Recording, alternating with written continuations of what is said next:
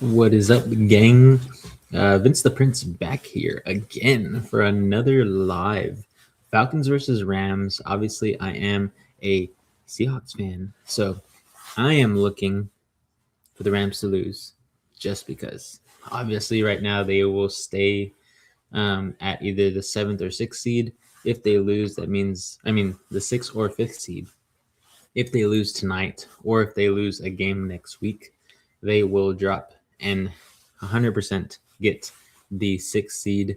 And then it'll be just determined on the 49ers and the Seahawks game. With the 49ers and Seahawks game, whoever wins there gets the number 1 seed.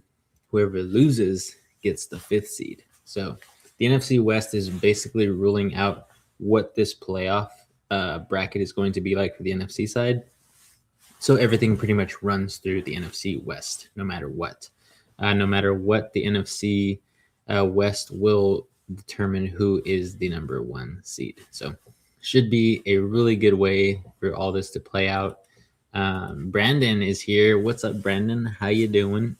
Thanks for being in here. We are just about to have kickoff very, very shortly as they are showcasing Sean McVay and Raheem Morris there, head coaches for their respective teams. Gabe here, he says, "Go Pats." What is up, Gabe? How you doing, man? How does it feel to be $180 richer in the new Du Bois Fantasy Champion?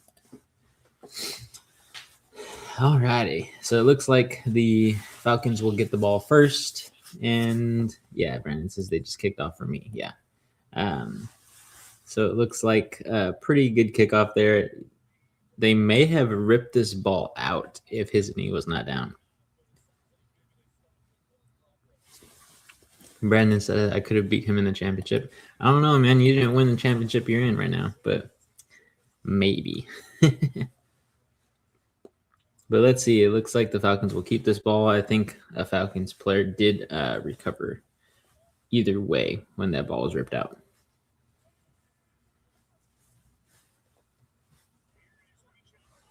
And Bijan gets 1 yard there. And I believe that Brandon is going against Bijan. So I'm pretty sure he wants Bijan to not get any points whatsoever. If he does, then he wins the championship. He says, haven't won yet. Yeah. It says, feels good. Just need to secure my win in the Blue League. Would hate to go 0-2 in the chip for the Blue League. Oh, it's your second time in the championship game for the Blue League. Interesting. I've never been in it, so only been in the Gold League. There's Bijan going for another 2 yards or so. Nothing too crazy as of right now, but still respectable. For those of you coming in, thank you for being on the live here. Falcons versus Rams, play-by-play. Reading some comments here, so I'm not really play-by-playing this game 100%. It says, we need Bijan to do nothing and Blake Corum to go off. I know that. I know that for sure. It says, you taking the Ravens or the Steelers? Ooh, that's a really tough one, Mike Lewis. I mean, it just depends. I don't know, man. It's going to be a crazy game. We still have a lot of time to plan for that. I definitely like the way Derrick Henry was looking 100%. The Steelers don't jump out to me as like an amazing team. They didn't play well this past week. So I think my bet is going to be on the Ravens here to win that division, get into the playoffs. Steelers find their way out. That's what I had said in the beginning of the season before the season started, that I didn't think the Steelers would make the playoffs. Everybody here thought I was insane because Aaron Rodgers. But yeah, we're going to get our first punt here. The Falcons could not convert there on the 3rd and 7. And let's see how far of a bomb this is. looks like we're going to get a run back here. There's a flag right off the bat. So this one will most likely be coming back, as it looks like it's a pretty good punt return all the way to the 40. It says, dude, I was doing so good in the Blue League and lost last week by 3. My record was 11-4 in the... dang. That's crazy. It's a sad way to go out. Yeah. Happens. I mean, I was number 1 in two out of my 4 leagues that I got into the playoffs, and I ended up losing one of them in the first round, and then the other one, I lost it in the semifinals. So, happens. But we got there, so that's what counts. It says, let's go Rams, get the ball. This is about time Drake London plays. I know he's been absent for a long time, to be honest. So not a very good, healthy season for him. But when he does play, he's actually pretty good. So I'm pretty surprised about that. Did not think he would have this type of stellar type of season. But he's playing pretty good. Samantha Galloway, she says, shut up. I don't know why, but... sounds good. But we do have quite a bit of people in here, so it's pretty fun. I'm assuming she's talking about somebody, about maybe a Falcons player that I was saying something about, or maybe even the Ravens and Steelers. Maybe she's a Steelers fan. Who knows? But yeah, so 2nd and 7 here. Matthew Stafford, they're showing him as the MVP frontrunner. I wouldn't say that he's not, but yeah, he's definitely got the stats for it. 40 touchdowns, only 5 interceptions, one of the best passer ratings in the league at this point in time. So pretty good. As we have a 2nd and 7 here. I think Kyron Williams is in the backfield, so it's not Blake Corum right now. For you, Brandon. It's going to be play action. I don't think he's going to be able to find anything, but he throws the ball downfield, and it looks like it'll just throw away there. Brandon says, I had Taylor and McCaffrey, Tyler Warren, DK Metcalf, Aubrey, and Stafford in the Blue League. Talk about a non-auto draft team. Yeah, it's actually a pretty good draft there. I don't know how you got McCaffrey and Jonathan Taylor. I'm assuming you were towards the back half of the draft and you just picked them both back to back. Then you probably went with either DK Metcalf or somebody else in the 3rd round. I don't know who. But not a bad draft. I mean, obviously, he had one of the best teams in that league. It looks like we'll get a first down here. What's his name? Mumpfield gets the first down there. Are they going to take a measurement here? Or are they going to give him the first down? We'll see. It's got Aubrey in the 5th. And that's because he's not even the best field goal kicker this year. That's the Seahawks field goal kicker, who's the number 1 kicker in the league as of fantasy-wise.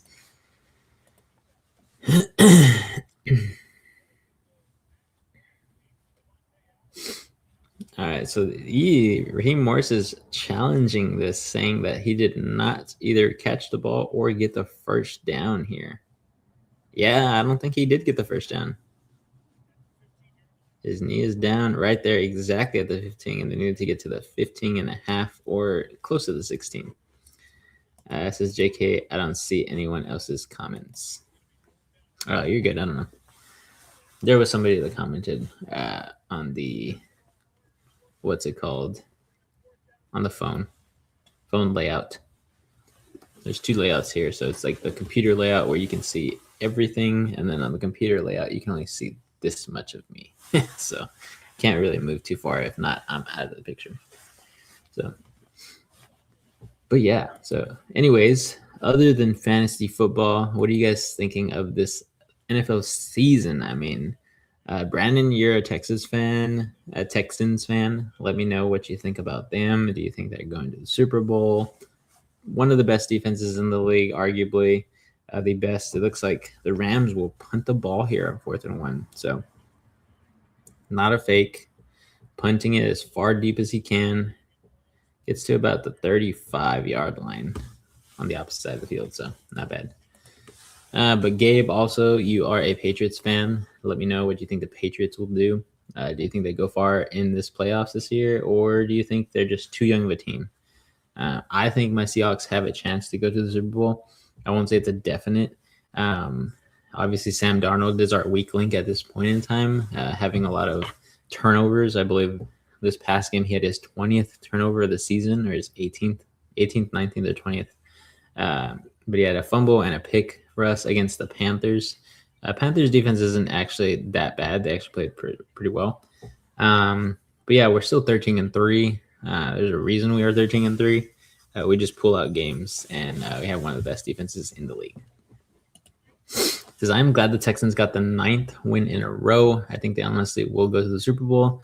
I'm not saying that because I'm a fan, but truly they've beaten teams that are going to be a playoff contender. Yep, pretty much. Yeah, us too, I guess you can say that. We've beaten the Texans. We've beaten the Rams. Hopefully we can beat the 49ers. A couple other teams out there in the playoffs. Let me take a look at the playoff standings right now. I think we have beat we beat Jacksonville, we beat Houston, we beat Indianapolis, but they're not going to be in the playoffs. We didn't play Denver, didn't play the Chargers. Let's see, who else did we play? Didn't beat Tampa Bay, but Tampa Bay's not going in there. We beat Carolina. They might go to the playoffs here if they could beat the Tampa Bay Bucks. And also we beat the Rams. Yeah. So yeah, we've beaten some pretty good people. There's a lot to do. The sports analysts think too they'll go because of the defense. Oh, a lot of the sports analysts think they will too. Okay. If you can't score on a good defense, then you can't win. Yeah, that's for sure. We scored on y'all quite a bit. But yeah, some teams just can't. They're not used to playing against high caliber defenses like that. They get confused, make a lot of mistakes. We are a culprit of that for sure with our quarterback, Sam Darnold. But yeah, happens that way. Some teams play good, some teams don't. So I think for us, the benefit is that we have one of the best defenses in the league too. So our ones practice against our ones on the defense. So our offense gets the benefit of that. So they are put in high critical situations, which is why I think Sam Darnold and the offense thrive in the fourth quarter and making comeback wins or keeping it close and trying to get the win at the end. A lot of our games have come down to that situation for sure. It says Texans have 9 wins in a row and then lost to the Broncos last second by a field goal. We've made a good comeback this season for sure. Yeah, 100%. Starting 0-3 and being one of the best teams on the AFC side there. Pretty good. 2nd and 5 here. We have a flag. See if it's going to be offsides or encroachment here. False start is what I'm going to say. It says the disrespect. It says try playing us on our home field, but y'all wouldn't win. I think the last time we went there was when I went to go watch a game. But yeah, obviously you guys didn't have a good defense like you do now. But yeah, we beat y'all pretty bad. That's when we still had Russell Wilson, so it's been a while. Maybe like 4 years ago or something like that. I think that's the last time we played y'all at home. It says try, let's see. It says y'all are number 2 though. You're not first, you're last. I guess, I don't know. By standards of some stats, we are the number 1 defense in the league. So it just depends on who you talk to. Oh, we get a first down there. Sills the 5th. A lot of these wide receivers, I have no idea who they are for the Falcons. Haven't really been paying attention to the Falcons too much. But yeah. So pretty cool. Pretty cool.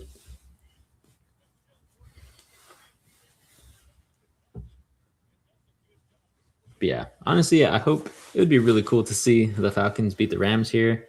But like I said to Tesh, who is a big Falcons fan, saying that if the Falcons beat the Rams, I need to buy him some cookies just to thank him. But honestly, we don't even need the Falcons to beat the Rams. We've already solidified ourselves by beating them and making sure that they don't win the division.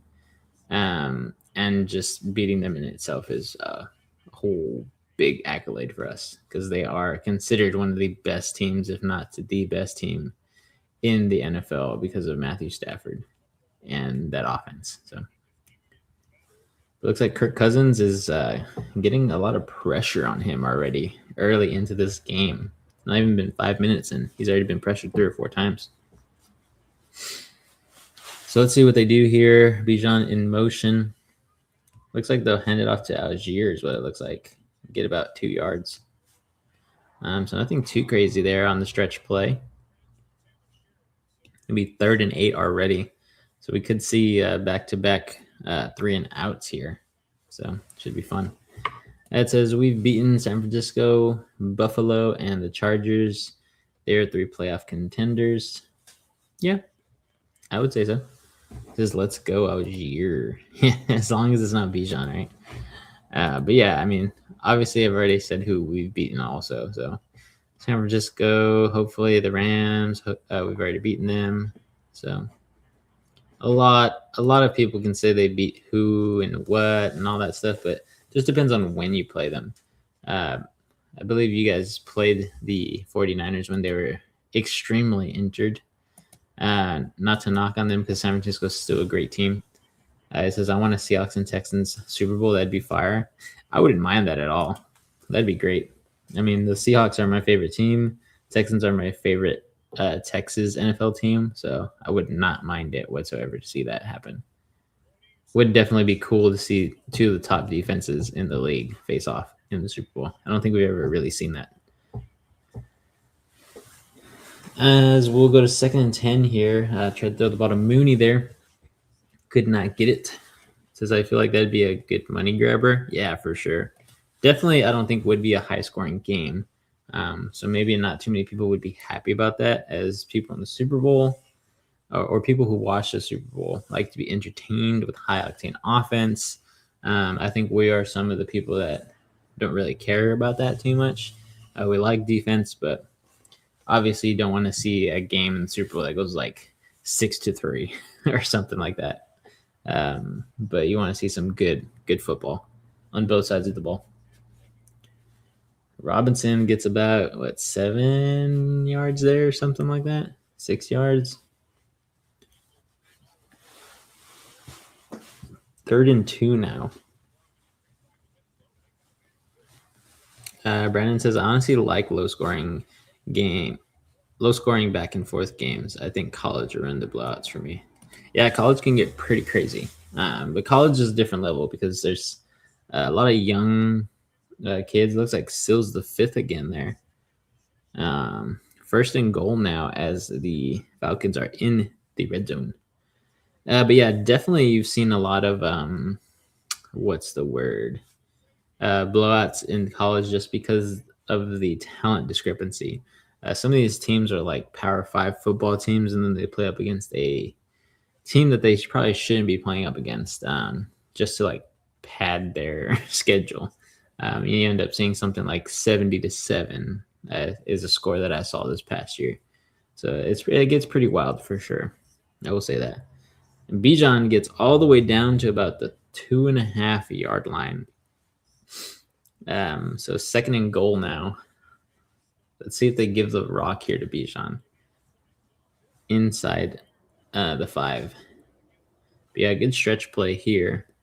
The whole line came with him, and Bijan found a hole, made a good cut, and that was it. Almost got all the way, but got saved by their linebacker. Let's see, Bijan's in there right now. They're in an I formation, so it looks like they might run it. Bijan gets in, but gets stopped, maybe about a half-yard loss.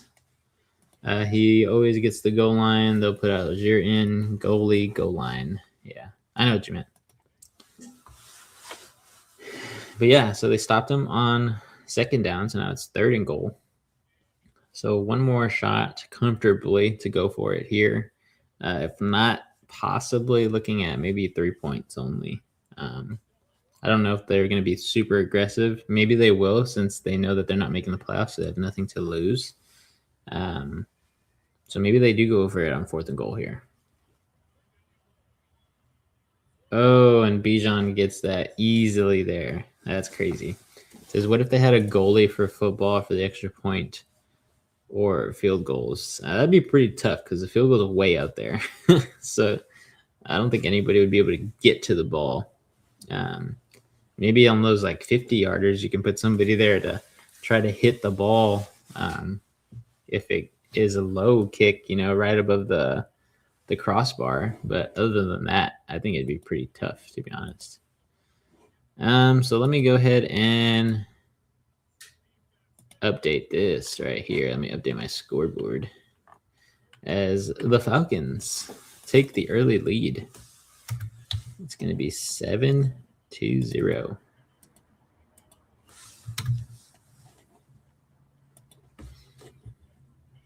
Let's download this stuff. Oops. Right there and right there. But yeah, so obviously not a bad game. I am not mad whatsoever at the Falcons winning here. I think it's pretty funny if they are to win here. That's just my opinion. But yeah, definitely not the worst thing. Love to see the Rams lose. That's for sure. Let me see some technical difficulties here. My computer is being a little bit finicky.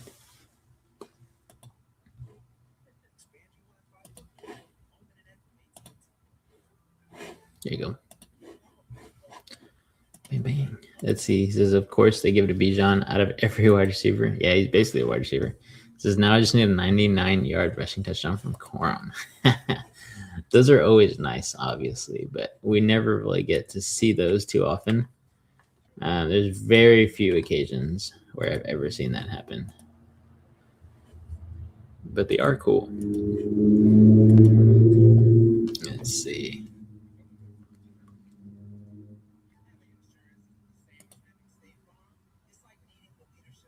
So I'm going to pull that one up there. And then with this on the phone over here, I can do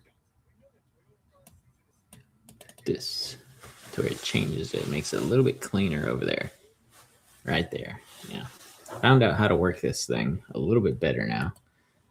So I'm pretty ecstatic about that I can make this look a little bit cleaner for you guys on the phone, as well as still being nice and detailed over here for the computer folks. But yeah, I guess I should open up Sleeper just to keep track of how far Brandon is away from possibly upsetting Kyrie. I don't think he's very close at this point in time. Let's see. Yeah, you're down by 18.38 now, Brandon. You have a 2% chance of winning, but it's still a chance. Still a chance. Definitely more than a 99-yard touchdown, that's for sure. Because even if you get a 99-yard rushing touchdown, you're still down by at least 5 points. It's pretty crazy. Or maybe like 3 points. I think I'm over exaggerating.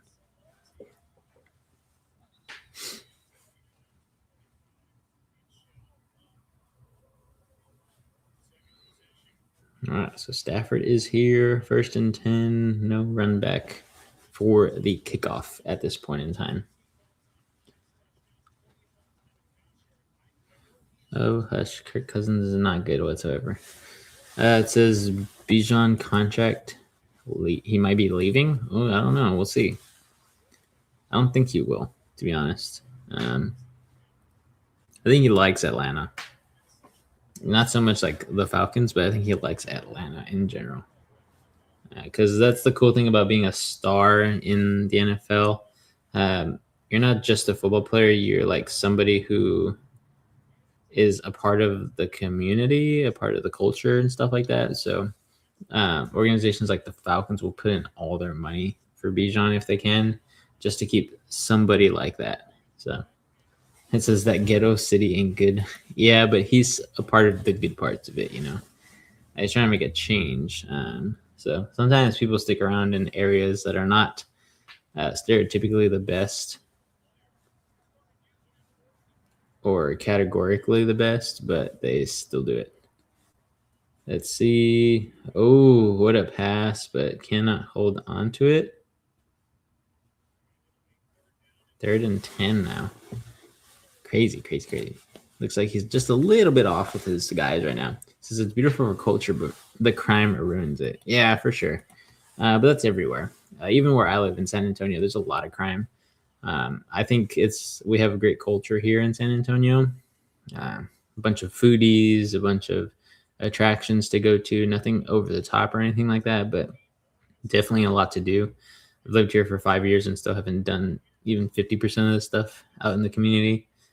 But there's a lot here in San Antonio, so I could just imagine Atlanta. This upcoming year in 2026, it is my plan to go to Atlanta. There's something for my wife she wants to do that's not in Atlanta, but it's in Georgia, the state there. It's like a 2-hour drive, so we're going to go do that.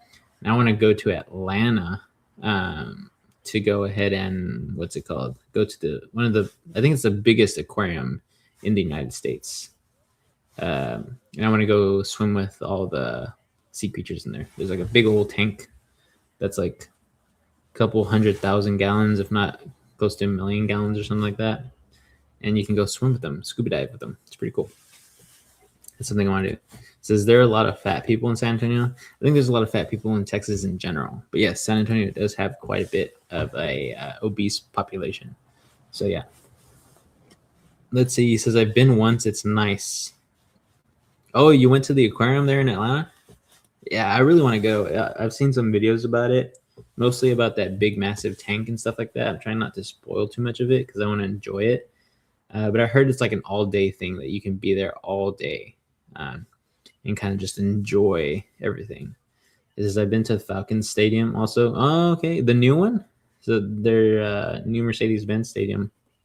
It looks pretty nice. It's one of the state-of-the-art stadiums that got built within the past 5 years or so, I believe. But yeah, really nice stadium for sure. That's what it looks like in pictures. But yeah, I want to go visit Atlanta. So me and my wife already agreed upon doing a trip like that. So I'm pretty excited. He says yes, that one. Yeah, nice. Pretty cool. As Puka gets a catch here for first down. Devontae Adams gives a little smile and smirk. No celebration there from Puka.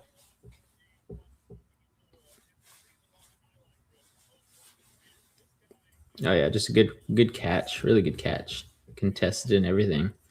But Stafford put it right on the money. Puka has strong hands. It says, why is Adams not playing? He has an injury. I cannot remember what it was. Don't know if it's a hamstring or maybe something different, but yeah. It says bro's weak.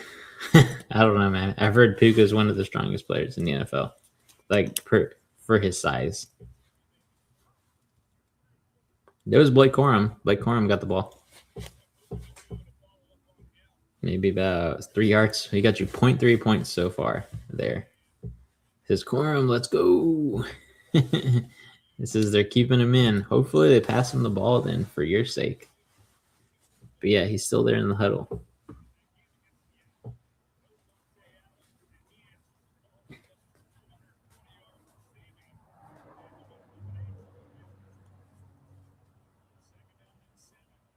Doesn't look like they can get the ball. Give it to who's that? Higby? It says now he's had 2 other carries. Oh, that's cool. I didn't know, honestly. I always think it's either Kyron or him. I can't tell the difference between them because they're 22 and 23.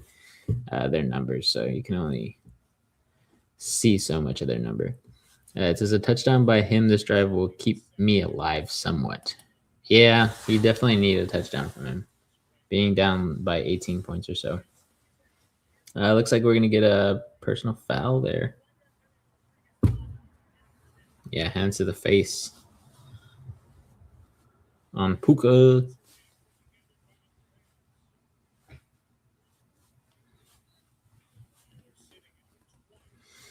All right, first quarter is almost to a close here. So I'm going to already update my scoreboard because probably we'll end up going into the second quarter, maybe before we have our next score here. If not, I just updated it for nothing, but oh well. Let's see. You're now down by 17 there, Brandon.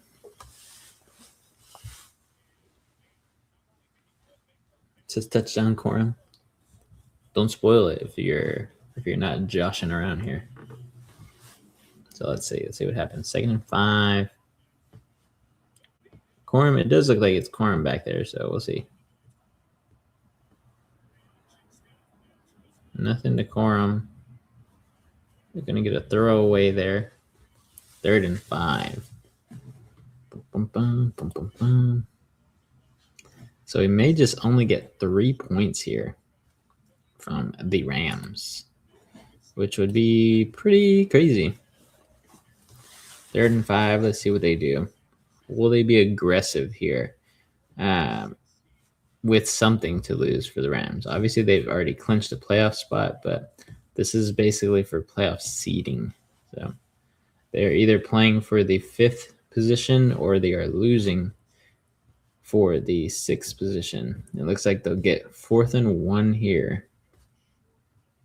So let's see how crazy they want to get. It looks like the offense is staying out there as of now. So it's saying 4th and 3 or less. Looks like the Rams will go for it. They are a team that heavily goes for it on 4th down. They did it to the Seahawks, I believe, 4 times. So the Rams know what they're doing. Great play caller, Sean McVay. And they get stopped. Wow. What a stop there by the Atlanta Falcons. That was insane. I don't know if that was Corum or if that was Kyron Williams, but somebody got rocked. That was Williams. Williams just got blown up. So, boom. Yeah. That was awesome. It says with Kyron, a little bum, he says that's why you play Corum. Yeah, I think Corum would have also gotten blown up on that play, but yeah, that was a nasty hit for sure. That's the type of football I like to see. Like, that's the defense that I love to see.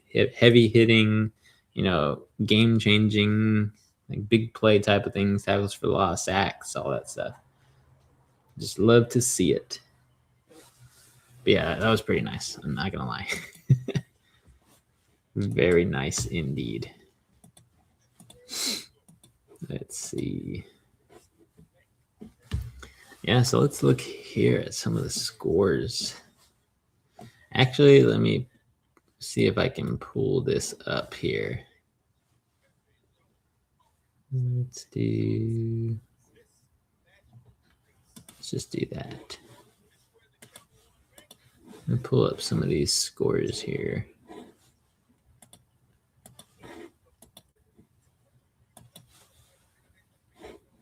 Window, I can do this one. Let's see. Let's pull that up. Okay, and I'm going to go ahead and zoom in over here. So I think I can zoom in somehow. Somewhere on my scoreboard that I can do, or my keyboard that I can do it. If not, I would just do this. I know for sure I can do this. Now let's go over here to the playoffs. So obviously, as of right now, the NFC side, Philadelphia's in there, Chicago's in there, Green Bay is the 7th seed. Nobody else can take that 7th seed. It's already locked in, no matter if the Green Bay Packers lose or win. Carolina and Tampa Bay will play on Saturday, just like the Seahawks and 49ers that you'll see right here, who are playing for the NFC West division title, as well as the number 1 seed. So Seattle sits at 13-3, but San Francisco has already beaten us this year at 12-4. So if our records are tied, the San Francisco 49ers will have the tiebreaker on us and will win the division. And it looks like Bijan there gets a carry for 4 yards. So yeah, that is what we are dealing with at this point in time. So definitely for us, we need to win to retain that number one spot. Let's see. They're for sure starting Quorum after that. He says, pull up our championship matchup. I will in a little bit in the next one. He says, I want the belt so bad to hang in my future office and show my future wife that I was good at something. Just kidding. That's funny. It says, who wins the tiebreaker in the Bucks game? Because they will be tied. So it's just whoever wins, basically. I believe that they've already solidified it, like whoever wins the division. So if Tampa Bay beats Carolina, they will move up and be the number one team. If Carolina beats Tampa Bay, obviously they will stay above here.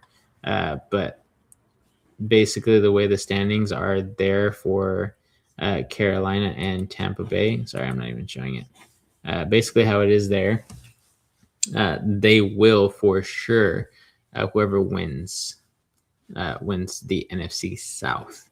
So that's what they are dealing with at this point in time. So definitely a lot of stuff going on in the NFL, but nothing too crazy. Obviously some stuff that can be playoff seeding wise different for some teams. Let's see. Do that. Wait for that to download so I can change that. Let's see. Boom.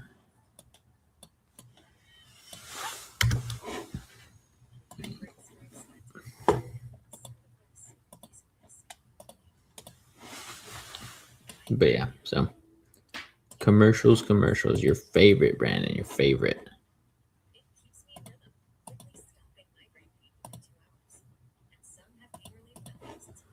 There you go. Let's add both of them. I think I only need to add number 6, honestly. Sorry, boys. With all this stuff, it kind of changes a little bit of things. So replace this asset. Number 7. Well, let's see what Brandon is saying here. It says another commercial, like we didn't just have 5. Commercials are what keeps the NFL going. That's how the NFL makes money, besides merch and all that stuff. It says, I think they made Steelers lose on purpose so that the Ravens matchup this coming week will be more exciting. No way you lose to the Browns out of all teams. Even worse teams have beat them. Rigged. Actually, it's not all that rigged, I guess, if you want to say it, because the Browns actually always beat the Steelers at least one time a year. I think they've done it the past few years. So rivalry games are always like that. Doesn't matter if a team is 3-13 or if they're 13-3. Rivalry games are always down to the wire for some reason. Not always, obviously, but majority of the time, those teams just play well against each other because they see themselves twice a year. So there's usually a better game plan in the second game for some teams. So it's just different playing a divisional game. Kind of like when the Seahawks play the Rams, Seahawks play the 49ers, or the Seahawks play the Arizona Cardinals. All those games are usually pretty tight. If you look at all our division games, whether it's 49ers versus the Cardinals, 49ers versus Seahawks, 49ers versus the Rams, Seahawks versus the Rams, Seahawks versus the Cardinals, and so on and so on, they're all usually pretty close, with some outliers there where, like the Seahawks will beat the heck out of the Cardinals, or the Rams will beat the heck out of the Cardinals, or the Rams will beat the heck out of the 49ers, or the 49ers will beat the heck out of the Cardinals too, or the Seahawks sometimes. So sometimes it's just not a close game, but majority, I'd say 75 to 80% of the time, it is usually pretty good games, no matter what. It says, but I'm sure for TV they wanted to have another good matchup. Yeah, for sure. He says, let's go Algier. Yeah, Algier. I mean, he still runs pretty good, to be honest. a lot of teams wouldn't mind having Algier as their number one running back. Obviously, some teams are, what's the word? A little bit more fortunate than others to have someone like Bijan and Algier, like the Seahawks as well, having Charbonnet and Kenneth Walker. You know, those situations where you have two good running backs, so you can play one of them at any point in time.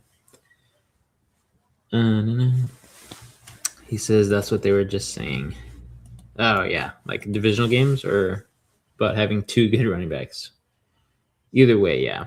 It's just, if you're a football fan, it's pretty common knowledge now for divisional games and to have two good running backs, basically. Kyle Pitts. Wow, he only has 31 receptions. Wow.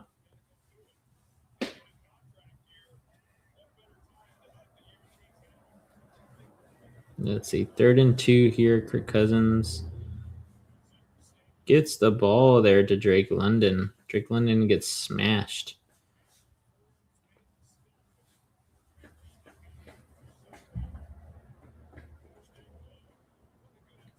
Still first down, though.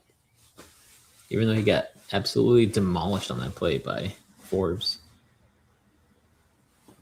Yeah, just got a good running start. London didn't know it was going to hit him until he turned around.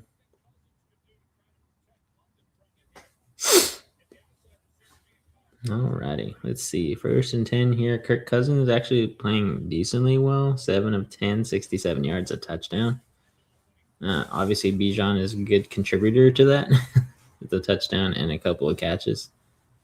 Otherwise, though, he's playing pretty good. So I don't like Kirk Cousins too much, honestly. I don't think he's that good of a football player at this point in time, or past couple of years, to be honest. When he played with Minnesota, he played pretty good for the Vikings, but you know it was never really him that did it all.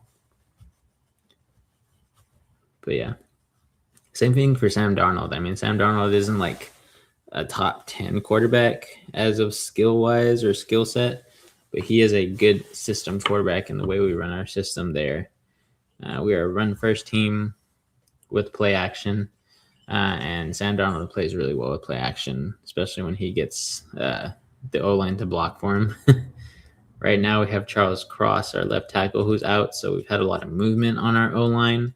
The right side is pretty solidified, but it used to be Charles Cross at the left tackle position, and then our rookie, blanking on his name right now, big old white boy though, is our left guard, and then our center was doing pretty well until he got injured as well. So obviously a lot of stuff going on for our O-line, but you can't really make too many excuses.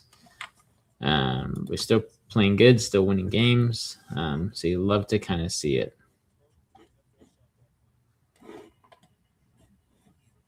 Let's see. For some reason, I'm blanking on his name. There's our running backs, wide receivers, tight ends, offensive line. Yeah, so right now our right guard is Anthony Bradford, who's absolutely trash. I hope we draft somebody. Charles Cross is out. He's usually our left tackle. Christian Haynes is usually another guard that we have on the right side. I think he's been coming in and out of the guard position. Him and Anthony Bradford are kind of switching in and out. Abraham Lucas is our right tackle. He's playing very good this year. I did not think he would actually play that well, but he has been. And Oluwatini was our center. He's been playing good until Jalen Sundo got there. And then Jalen Sundo got hurt, so Olu came back in. And Gray Zabel, our left guard, has been playing phenomenally. So definitely love the way he's playing. He doesn't really give up too many pressures, too many missed block opportunities on the run game. So definitely love what I see from Gray. All right, 1st and 10 there. Looks like Bijan will get about 4 yards on that carry. So little by little. Let's go ahead and show this over here. because Brandon wanted me to show this. I don't know if he wants me to show this right now, obviously, but as he's losing. But yeah, so right now Brandon is this guy on this side has 1% chance to win in the championship here. This is Kyrie. He auto drafted. Not that makes any difference, but this is the team. Bijan right there against McCaffrey. Blake Corum against Jonathan Taylor. Olave actually did really good this past week, but obviously Godwin over here made the difference, as well as Josh Allen coming back from the dead. And that is why the score is the way it is. 20-point difference. But yeah, it happens. Get to the chip. Some of you guys don't perform. Can't really do too much. But yeah, 2-yard run there for Mr. Bijan. 3rd and 4 here as they just crossed the 50. Looks like we're going to get a false start on the right tackle there for the Falcons. So not what you want to do, Elijah Wilkinson, but better luck next time.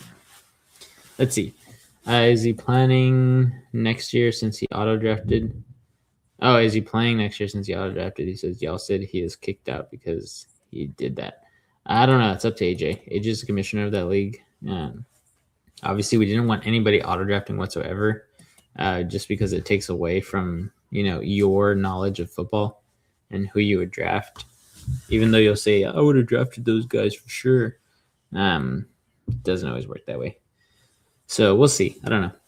It's up to AJ.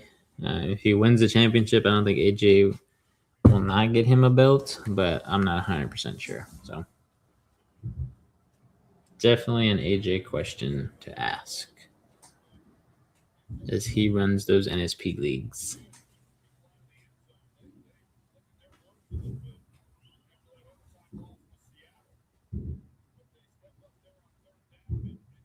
Sounds like somebody's popping fireworks already. And we will get another punt here. Looks like the LA Rams will get the ball somewhere around the 12-yard line. Let's see. Brandon says, I clapped all y'all this year like I said I would. My goal was to make a statement, and I for sure did and plan to do it next year too. Yeah, I don't remember our matchup. I can definitely go look back. I don't know if you clapped me, if that's what you're insinuating. First week you beat me, and then let's see, there's 10 people, so you might have played me week 11 again. Nope, not week 11, maybe week 10. Nope. There's 12, so maybe it was a week 13, week 14, week 12. Oh yeah, you did beat me twice this year. Yeah, interesting. So you did beat me twice. The first one you beat me, you clobbered me the first week. I had a really bad showing. Really, really bad. Lost 88 to 110.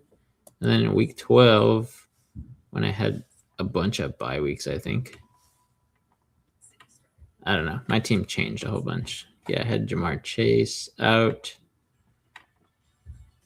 DeMarcado was out. George Kittle and McBride had just come back, but a couple of my guys sucked. So I lost 103, 125. Let's go look at... It's hard for me to go look at where Brandon was. See who you played in week 2, Brandon. Here, I'll just pull this up. I think I'm still sharing. So let me pull it up.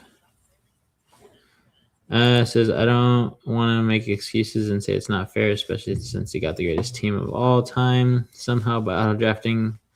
But it does take away from the fun and knowledge, especially since he made the championship and is about to win. Yeah, for sure. But yeah, sometimes auto drafting is good. Sometimes auto drafting is bad. But yeah, this is week 2. You lost there, Brandon, one of your few losses. Week 3, you lost by an autocorrect, basically, with a defense there with the Eagles, I think. Here you beat AJ's dad pretty easily. Let's see. Here you beat Reed by about 6 points. Let's see. Who'd you play here? Here you beat Dizzle. Not that hard. Everybody beats Dizzle. Let's see. Here you beat Gabe.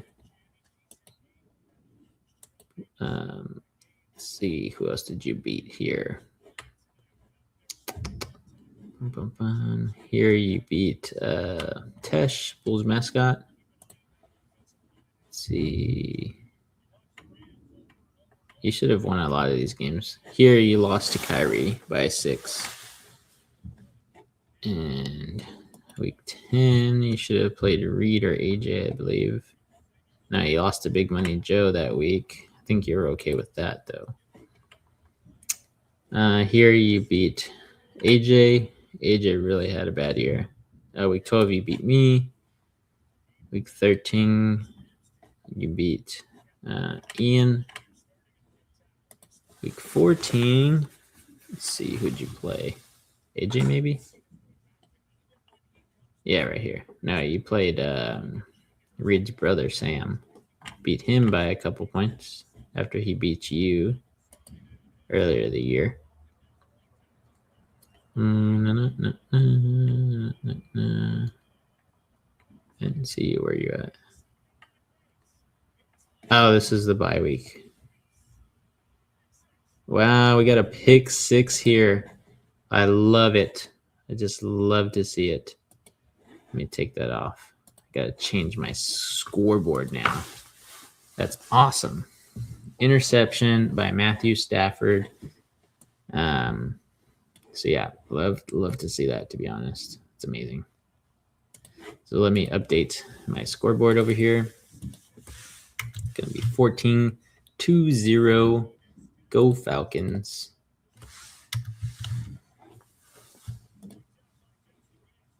Jesse Bates, the guy who was with the Bengals. They did not want to pay him at the safety position, so he moved on. Got traded, I believe. If not, he left in free agency, signed with the Falcons. So let's see. Looks like it is good.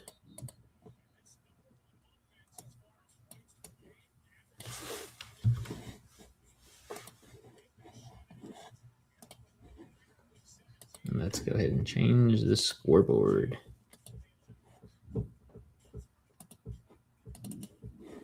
Bang, bang, bang, bang, bang, bang. There is the scoreboard change, 14-0. We love to see it. I mean, I love to see it. As long as the Rams are losing, I'm happy. But maybe I do need to buy Tesh some cookies. Did not know this was going to be that good of a game for the Falcons. It says, dude, I was made by that. Oh, where are we going at? Let's see. It says, and he got 11th in the Blue League and was in that draft, so it shows how his team truly would have been dog water a little. Yeah, usually past few years when Kyrie's been drafting, he's never really made the playoffs, I think. I'm not 100% sure, so don't quote me on that, but I know that Kyrie did not really make the playoffs in one of those leagues for sure last year. Neither did Dizzle. I know that for sure. It says, dude, I was made by that week 3 auto. Oh, you were mad about that week 3 autocorrect? Yeah. Says, of course I beat Gabe. This eliminated Sam from playoffs with that win. Yeah, and then I doubled down on him and beat him the next week. It says, come on, Rams. It says auto draft can be good or bad, but 90% of the time it's bad. So that's why it's triggering this time. Yeah, usually when you auto draft a whole bunch of people, most of the time those guys get injured. Because I don't think I've ever auto drafted. So all my fantasy success is because of me and the way I draft. But yeah, I've seen some people auto draft There was one time where my brother was in boot camp, so he had no access to a phone or internet or anything like that. And I drafted for him and myself in that same league. I ended up drafting a better team for him than I did myself. We both made the playoffs, though. So that was a cool year for me. I think it was last year because my brother was in boot camp last year, I believe, in the 2024-2025 season. But yeah, so super cool sometimes. I tried my best not to have anybody auto draft in any leagues that I'm in that I'm commissioner, but sometimes it's really hard. Like that Kyrie time, he was in and then he fell asleep. It was a whole bunch of hoopla. It says my job has reduced my hours because it's the end of the holidays and it'll be slow and I'm part-time so they can do what they want. But what's your advice now that I'm only working 1 to 2 days a week now? Should I quit? Are those 1 to 2 days like very consistent or are they random? If they're really random, I would look for a new job before I quit just so you can continue to get a paycheck, whatever it is basically. But definitely you need to go find a new job, 100%. 1,000,000%. And it needs to be full-time. So try not to be getting any part-time jobs. Get a full-time job where you can continue to make some money and hopefully move up in the company that you're working for. Just my opinion. Unless you can somehow get a full-time position there off of your part-time, you can always ask that you would like to have more hours. You would like to be full-time. I don't know what your job is, so that's also something.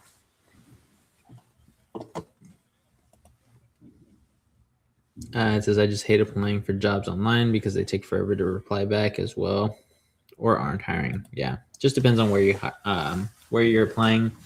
Also, sometimes it's really good to go in person. If you see that somebody's hiring, there's Blake Corum for about 2 yards.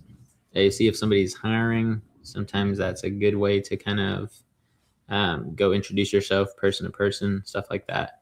Say you would like to talk to a manager, see if they are hiring. If not, ask if they know of any branches or anything that are hiring that you would like to apply, stuff like that. Never hurts to try. Yeah, it says, I've tried asking for hours, but they don't really want to give me that because of budgeting. I get you. Yeah. You don't have to tell me what company, but what type of job is it, Ooh, there's a big one right there. Ball's out, though. No, he hit the ground.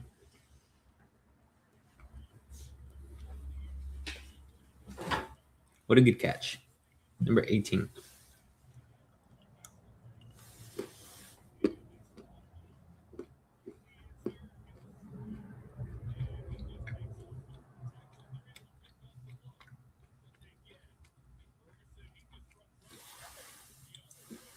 Let's see. Are they saying that this wasn't a catch? No, it was a catch for sure. Sorry, gonna tie my shoe. My lace is untied.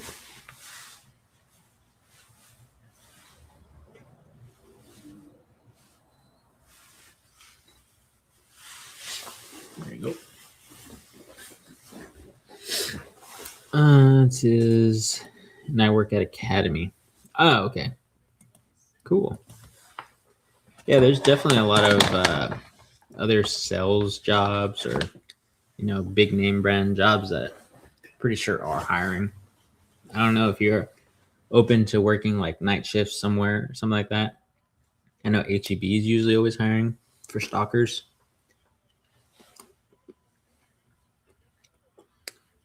Oh, there's Puka. Another catch. There's a flag, though.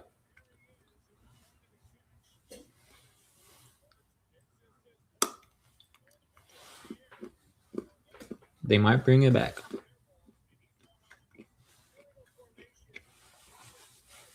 Illegal formation for the offense. Coming back. Let's see. It's not HEB starts yet part-time.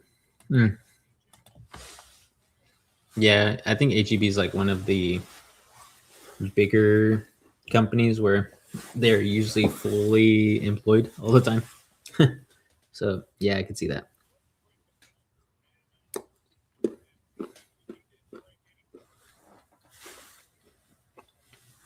So this is just hard.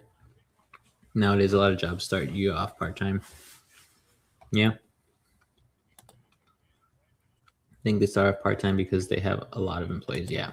HEB does for sure.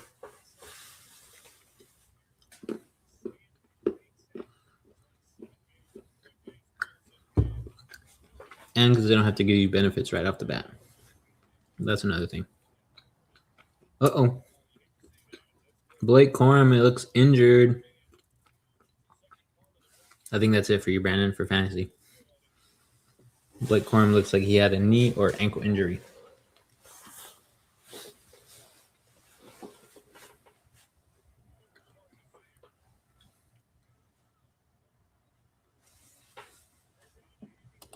It says, why do companies hate giving benefits? Isn't it good if you use them? Yeah, it's good if you use them, but they have to pay for them. So they pay for like a big benefits package for you, and that costs a lot of money to start you off.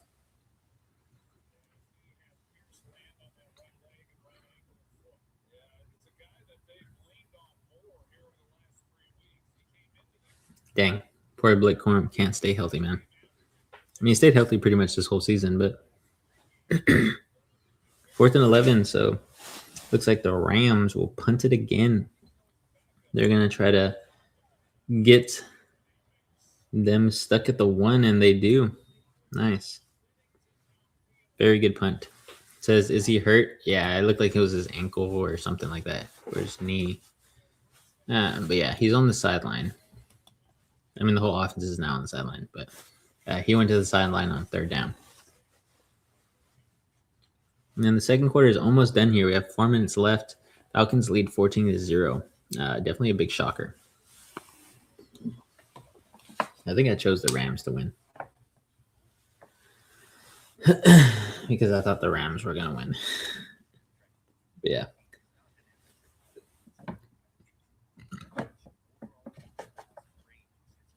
Let's see. Did anybody choose the Falcons? Maybe Dizzle did. Yeah, Dizzle did choose the Falcons to win. It's okay. Dizzle's still behind me by like 7. Yeah, 7 games. So Dizzle will end up owing me $100.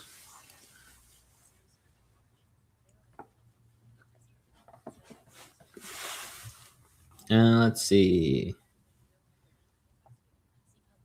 I didn't think he'd do much anyways. Yeah. So it's kind of an uphill battle at this point. Oh, it's been an uphill battle for you for sure. Because maybe he'll come back out. Maybe, but it says they still got time to win. Yeah, the Rams do. They can definitely come back in a hurry for sure. It says probably why he's not in the live because he knows he will owe you. Maybe.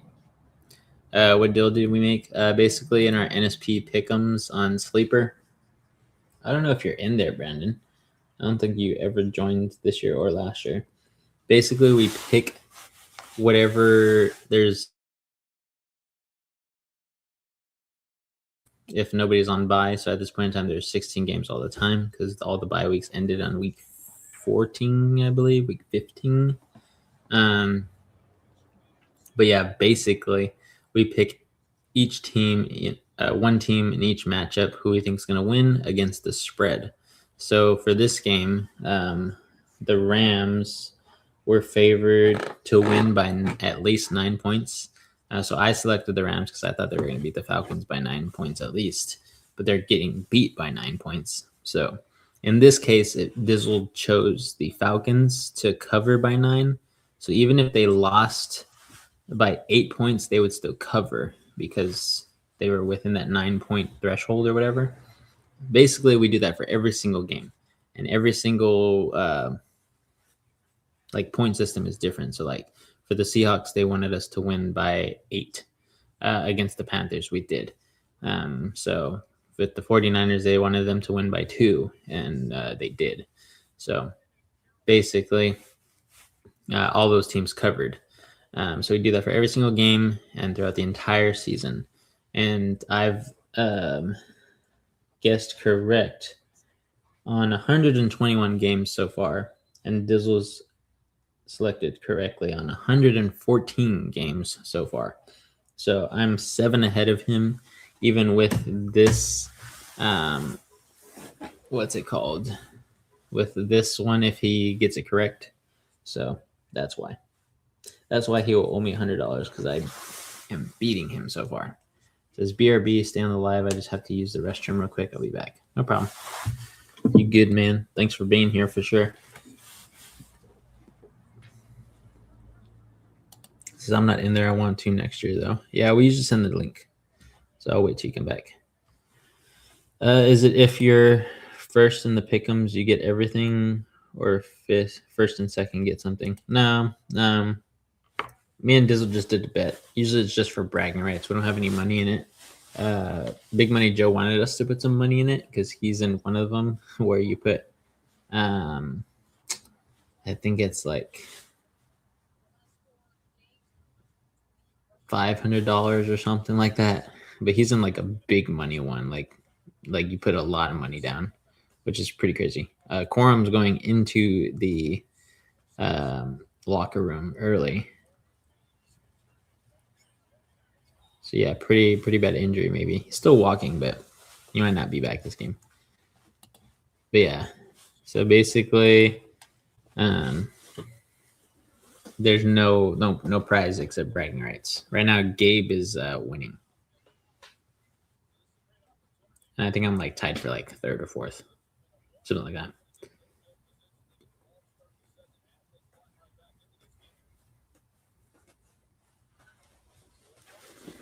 But yeah, 4th and 7 here. The Rams will get the ball. It's a 2-minute warning, basically. So we'll have another commercial break before we come back here. And then we'll have a drive from the Rams and see what goes on. So it says next year, I hope to be making enough money where I can do a $200 league. I'm actually not bad at fantasy. Hey, man, it's always a risk. So every year is different. It says might as well raise my chances. Yeah, sure. If that's what you think about it. I don't like doing big fantasy leagues like that, like expensive ones, just because I get more stressed about it, you know? Like I know I'm good at fantasy, but it's never in my hands, you know? It's in other people's hands that play in the NFL. Like they could do good one week, they could do bad, and I have no control over it. So I don't like to put too much money in fantasy football. Because AJ is also really good at fantasy football, but in most of his leagues, definitely got screwed by injuries, and that's just out of his hand. So, hey Trey, what's up, man? It says Reed working late again. Reed's always working late with his new position. So it's just basically been me for Monday Night Football games for the last like maybe 6 or 7 weeks. I think AJ did one though, so thankful for AJ to do that one because I was in Florida at the time that he did that. But yeah, so this is the last Monday Night Football game though.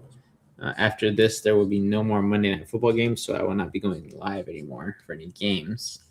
Possibly here and there, I might go live for a playoff game, but we'll see. I'm not solidifying that just yet. But thanks for being here, Trey. Haven't seen you in a while, man. Hope you're doing good. But yeah, so fantasy football, putting a lot of money into fantasy football is definitely a big risk because you have zero control over it besides who you think might play good and who you think might stay healthy the whole season.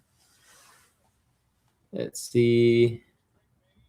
Is not going live for the Seahawks games? No, probably not. I want to enjoy those games. Screaming at the TV by myself. It says in my big league. I'm assuming you're thinking in your big league. Let's see. We can get a punt here deep in the end zone for the Falcons. I got to make sure this snap is directly to the punter. And it is. And he gets it off without any mishaps. So they'll field it at the 35, get a little trip there from the punt returner, and he'll get to about the 46 or so. Trey says the Rams are sucking right now. Yeah. The Seahawks broke them last week. This is my big money league I've been in for the past 3 years. I've made more than I invested. I made 750 the first year, then 450 the second, and 200 last year, I think. It says, but this year I got dogged out. Nice, that's not bad. So I'm assuming the first year you got first, second year you got second, and last year you only made 200, so you probably got third, so you got your money back. So that's pretty cool though. Definitely pretty cool. It says in the second round, and that league is $120 buy-in. You just have to know how good the people you're going against are. Yeah, you really can't do that either, because if they're better than you, then you can't do anything. You know what I mean? Like, fantasy is just based on other people playing NFL football. You know what I mean? There's a flag here. What happened? I wasn't paying attention at all. Because I know the trends well enough to know how to win. Sure, yeah. It was pretty good. Good for you. I mean, if you win that much, either your league is not tremendously good, or you really do know the trends and you use a lot of knowledge on how to win. But yeah, looks like they were thinking that that's an interception there. There was a flag though.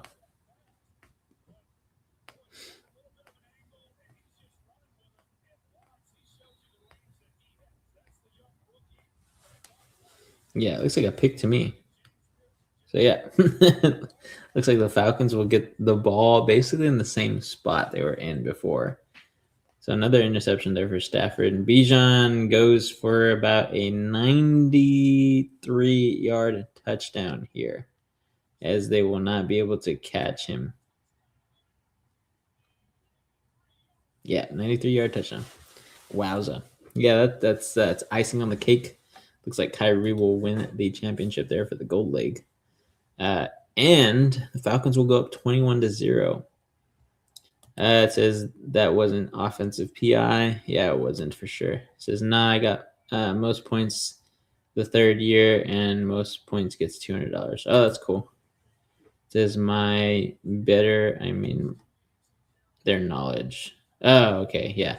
Yeah, people aren't always usually smart in fantasy football. It's a 10-man league. Yeah, it doesn't matter if it's a 10, 12-man league. It just depends on how good the people are you playing. Like in our gold league, people are pretty good. But you also have to really get lucky. So let me update this. Because you have, like, me, AJ, and I would say sometimes Reed too. Reed is pretty good sometimes at fantasy football when he really tries. Usually he doesn't really try. He just kind of does it for fun. He doesn't like fantasy football like we do. But yeah, I'd say me and AJ are pretty good at fantasy football. AJ's probably a little bit better than me because he actually puts more time into it. So we know quite a bit of stuff about fantasy football for sure. But that doesn't mean that we are going to win every single time. You know what I mean? And we're pretty good about finding trends and seeing who's trending and stuff like that, and making good trades and everything. But we could trade for somebody and then they get hurt the next week, so it doesn't really matter. It's a lot of luck and chance. And sometimes people have really good runs. So maybe you're a guy that has a really good run so far, doing good the past 4 years or so. Maybe it is all skill. Maybe I'm just BSing you here. Alrighty, so yeah, 21-0 Falcons. Wow, what a game! That's for sure. Let's see what Brandon commented here. Geez, I mean, almost made the championship in the blue, and then made the championship in the gold as well.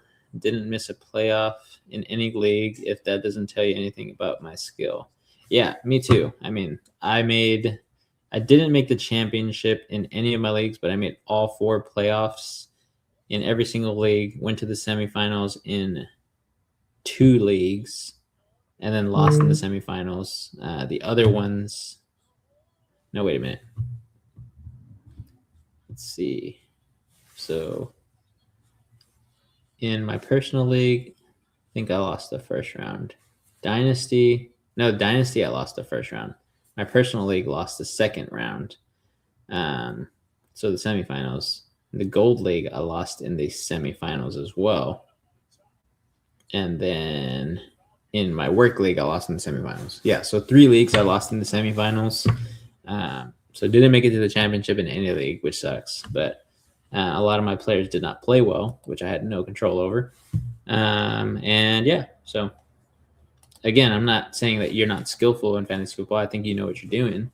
I'm just saying that it's a lot of luck-based type stuff. Like, who's to know that Bijan Robinson was going to go for a 93-yard touchdown today? Nobody. Do you pretty much know that Christian McCaffrey is going to do good every week? Most likely. Did we know that Jahmyr Gibbs was just going to play like ass the last 5 weeks of the season? No. That's why everybody starts him, and he only gets them, single-digit points, which happened to me. Had him in 2 leagues, and he played like crap the past when I was in the semifinals. So another reason I lost. Just I can't know that, basically. It says, ain't no way he did it. Flag. No, there's no flag. Bijan just ran a 93-yard touchdown and isn't even out of breath. That's wild. Yeah, his endurance is pretty crazy. All those guys' endurances are pretty crazy. It says, no, I still have a chance. No, you don't, Brandon. It says, why does he say he hates it, but he does the podcast? Because our podcast is not about fantasy football. Our podcast is about football in general. We do fantasy football, but Reed doesn't do any fantasy football videos because he doesn't like fantasy football like that. He does the leagues, though, because there are podcast leagues, but he only does one. And then he does my Dynasty League because he likes the Dynasty better. Just barely, though. He doesn't really. If he didn't have to do it, he wouldn't do it, he said. It says, there you go. It says, McCaffrey actually stayed healthy all year. I'm surprised. Yeah, me too. I thought he would have at least gotten hurt at least one time, but he didn't. It looks like Matthew Stafford is trying to play hero ball here, and the defense for the Atlanta Falcons is just top-notch right now. Not giving up anything. Matthew Stafford can't get anything going. So it looks like we'll have 2nd and 10 here after that long bomb try there from Matthew Stafford. But yeah, so back to fantasy football. I mean, there is a lot of skill in it on knowing who to get and knowing who to start based on matchups and stuff like that. But the luck aspect is somebody could go off any given week and you have no idea who it is. And somebody could suck one week and you have no idea who it is on your roster. But you can guess. That's where the luck comes in because you can guess. And then you also draft people in the beginning of the year thinking that, hey, this guy's going to do great on this offensive scheme with this offensive coordinator, this head coach, stuff like that. And then they get hurt. And you're shit out of luck, basically. So that's where the luck aspect comes into it. So I'd say it's about a 60-40, 60% skill, 40% luck. And that's just my breakdown of fantasy football, in my opinion. Just like betting. Let's see. It says, but I've been saying all the time that Gibbs ain't a good running back. That's why Montgomery gets all the goal lines. I made it to a championship without Gibbs. He's dog water. Oh yeah, I mean, I'm not saying that Gibbs is the almighty, but Gibbs can go for a 40-point game one day and then the next week go for 6 points. So that's just kind of how it works out. You're going for the players that can get you 40, but you also go with the bad. So do they purposely do divisional matchups for the last week? Yes, purposefully.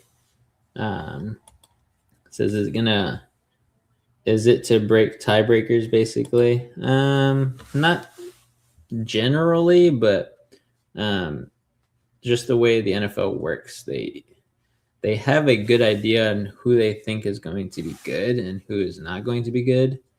And they're pretty good sometimes, not all the time, as we're going into halftime here, on guessing who should be the last game played in each division. And that's where these division matchups come into play. So But yeah, other than that, guys, I mean, 21-0. Love to see it here. The Rams are playing like total booty, and the Falcons are playing phenomenal. Love to see it. So I'll be back after the halftime break. So make sure you guys come back here. But yeah, we're in for a good one, boys and girls. I really like what I'm seeing here from the Falcons, even though this is a blowout. 21 skunk, basically, for the Falcons. But like I said, guys, I'll be back soon. So go ahead and come back when kickoff goes for the second half. I'll be here.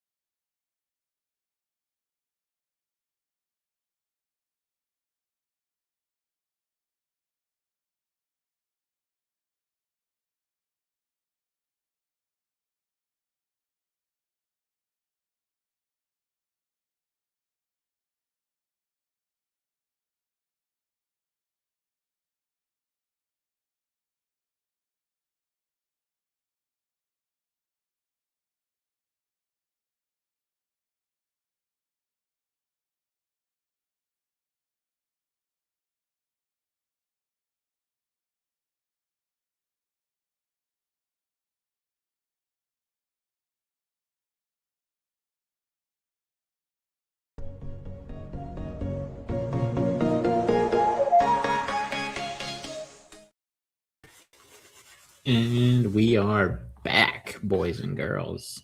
Let me pull this up as we get kickoff here. So the Rams will have the ball to start the second half. They get a pretty good return here all the way up to the 45-yard line. So a good way to start off after being, skunked 21-0. Kind of want to hear what Sean McVay has to say.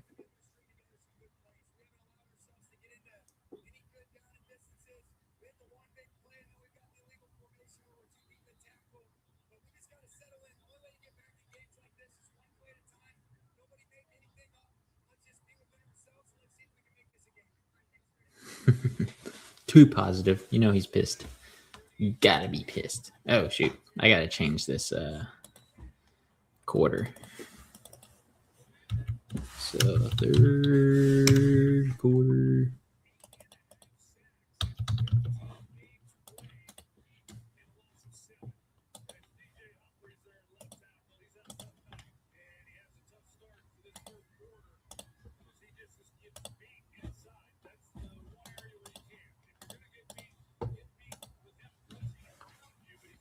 Second and 17. Wow. What happened there? I guess they sacked him. Looks like Puka will get them, maybe about 9-10 yards. It's not bad. Not bad for Puka. Let's go ahead. Let's do that.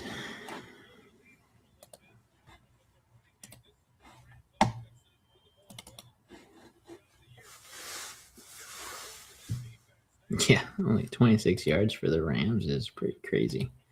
So it looks like now I got this nice and updated for everybody. Third quarter, 21-0.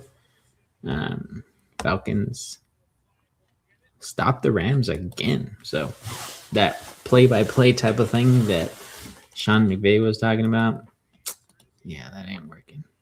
Not right now, at least.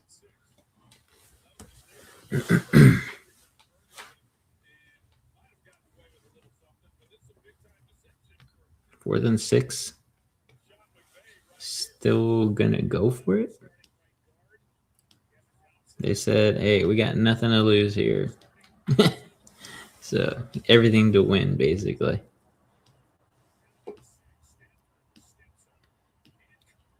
Oh, what a pass. So I guess that was the right decision there. Now they are inside the red zone. And they're moving fast. They want to score here. They want to get a touchdown quickly on this drive. Yeah, on a 4th and 6, that's risky on your own side of the field, even though it's close to the 50. Pocket was collapsing, but he played it masterfully. And he got there. So let's see, now they're at the 15-yard line, 1st and 10. Going to hand the ball off to, looks like Kyron Williams. Yeah, Kyron Williams gets about 2. So nothing too crazy there. But it says Rams at 3 timeouts utilize it. So I feel bad for Montgomery. He's too good to be sharing with Gibbs. BRB. Sort of, yeah. I would say so, but not 100%.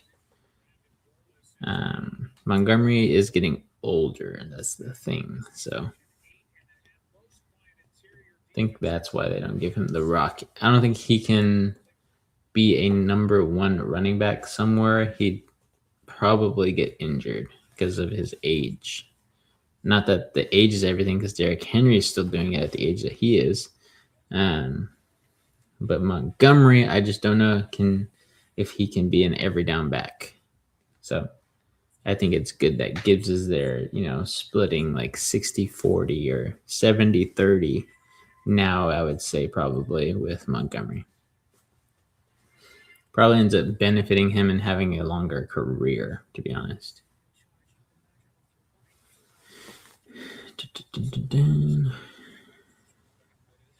Chris Pratt here, Seahawks fan, by the way, coming on in quite a bit of movies lately. Good for him. Obviously, Guardians of the Galaxy and the Avengers and everything. He's part of some of those Jurassic World movies. Now coming out in a couple other movies outside of those stories, I guess, movie lines, movie sequels, or whatever you want to call them, movie series. But now he's getting some solo movies there. That one was called Mercy, if you saw that commercial. So good job for Chris Pratt.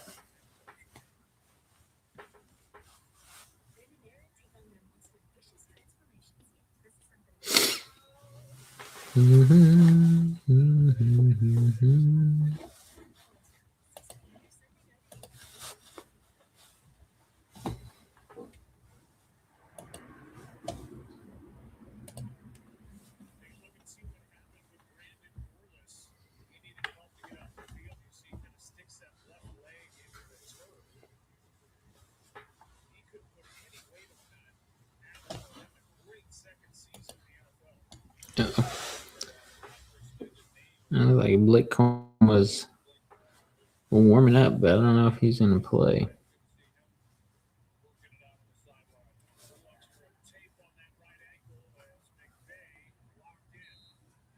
Yeah, you just kind of want to save him for the playoffs, you know. He's been utilized a lot on this offense. This game doesn't matter. You have playoffs solidified. Oh my goodness. What a hit. Wow. Big hit. That was awesome. Love it. Love it. Yeah, massive hit there. Surprised it wasn't a fumble. That's the type of hit stick that forces a fumble there. But it looks like we will have a third and 7. Rams probably would go for it on 4th again here, as Matthew Stafford is getting sacked. I don't know if they go for the field goal or if they go for it on maybe 4th and 13 now. I think they're going to go for the field goal. So, yeah, it looks like this Atlanta defense, though, really coming alive and putting a lot of pressure on Matthew Stafford, which is the difference in this game at this point in time. So, but yeah, they go for 3 here on a 4th and 12, 35-yard attempt. They got the thicker kicker here, and he's got it up and good. So I will need to change my scoreboard. Allow me some time to do that, boys and girls, as the Rams finally get on the board. So pretty good for them.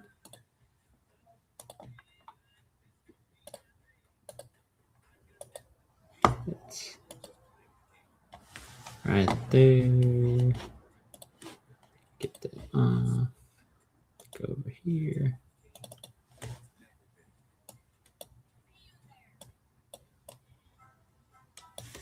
As we have another commercial break. There you go. And now I will get to add this over here. Just a couple of things, boys and girls. Getting this updated for everybody so you guys know the true score there. Third quarter, 21-3. It says, bro, we just were on a commercial. Yeah, for an injury. Now, after the field goal kick, going to another one. It says, if I see that basketball commercial one more time, I don't know what basketball commercial you're talking about. That's funny, though. Let's see, replace the asset right there. Now for the phone, you guys have a better, cleaner picture there of the score, 21-3. But it says after the 2 plays, yeah, pretty much. It says it's some ESPN basketball commercial. It's so annoying. Oh, it's because you're watching on ESPN. That's why. I'm watching on the regular broadcasting channel. That's funny, though. Let's see. Let's take this one off. There was something else I was going to do. Oh, yeah, I was going to go delete all these other ones. Let's delete all of those.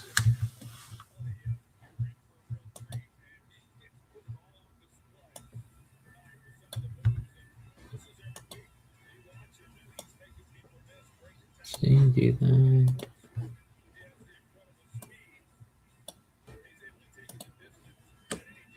Mm-hmm.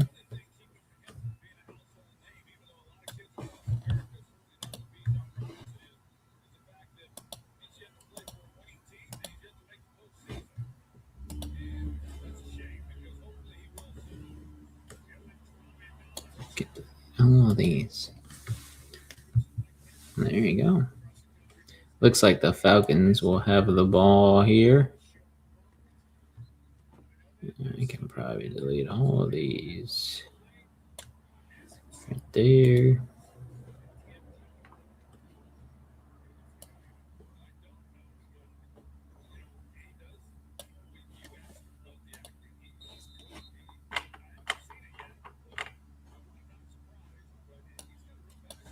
Go. Can delete those two. And we're good. See what comments here. So I'm watching it on Hulu TV. Oh, cool. They're showing it on Hulu. Nice. Yeah, I'm watching it on YouTube TV. That's probably why you're seeing a bunch of ESPN commercials because, oh, there goes Bijan again for a really long run. Hulu and ESPN are they're kind of like merged with that package or whatever where you can get Hulu, ESPN, and I think Disney maybe. I'm not 100% sure. I think because Disney owns ESPN now. So Hulu, Disney, and ESPN you can get all in a bundle basically. So you're probably seeing a lot of ESPN commercials on the Hulu streaming. But good break there from Bijan. Jared Verse almost had him in the backfield. But yeah, crazy. 156 rushing yards for Bijan already. That's pretty awesome. And they're just going to go right back to him. So doesn't get tired. Only gets about 1.5 yards maybe, but still good. But if they can keep running the ball with Bijan like that, this game is going to be over pretty quickly with the clock running. But yeah, now Bijan has 2,197 scrimmage yards on the season, I believe. Yep, this season. 30-yard run for him just a little while ago. Just got the notification. Let's see, and they will go back to him again. And he's getting a little gassed. You can see him getting tired there.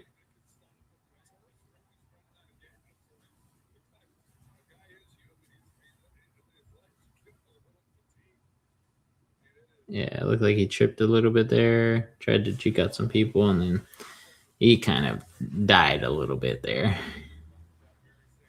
He's got to recuperate, get his oxygen back in there, let those muscles relax for a bit. Game of football, you can't run that full speed for a long time. Hey, what's up? It's rewind time. Long time no see. How you doing? Nice to see you here. But there's a flag here on the play, so the Falcons will have a false start. It'll push them back just a little bit more. And it's that right tackle again. Let's see. So now it's going to be 3rd and 14. Bijan will stay on the sideline here. He's still a little gassed. I6 is good. How about you? I'm doing good, man. Watching this game, watching the Rams lose. Love to see it as a Seahawks fan, especially since they lost to us last week. 2 losses in a row before they go into week 18 and then into the playoffs. So not bad at all for the NFC West division there. Basically, if they lose this game, they will for sure lock in the 6th seed. And whoever loses from the Seahawks and the 49ers, hopefully the 49ers, they'll be the 5th seed.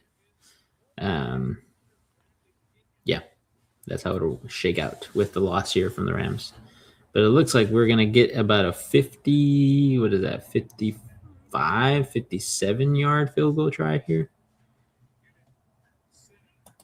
Crying emoji. Are you a Rams fan?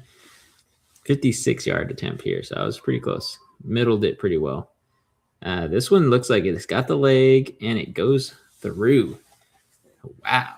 So back to a 21-point lead here for the Falcons. I have to go update this. It says if the Rams win, do they get a chance at the first? No, they've already lost that. With the Seahawks beating them, the Seahawks winning this week and the 49ers winning this week, that knocked the Rams out from winning the first seed.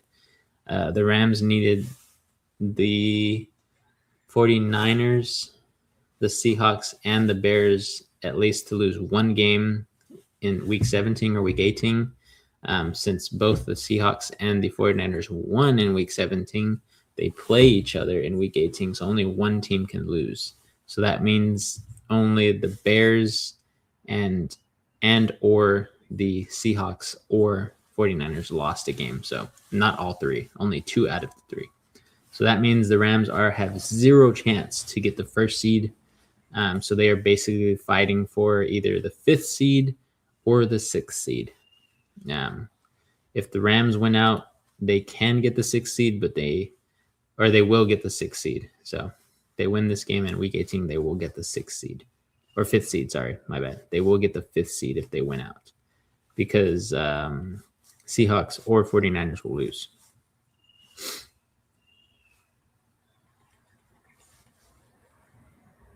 Let's see. But yeah, it says, gotcha. That's not fair. Oh, it's fair. That's just how it works, you know. That's how the records work, as well as the divisional tiebreakers and all that stuff. So yeah, just how it works, man. It is fair, 100%. The rules are all there. So let me change this scoreboard.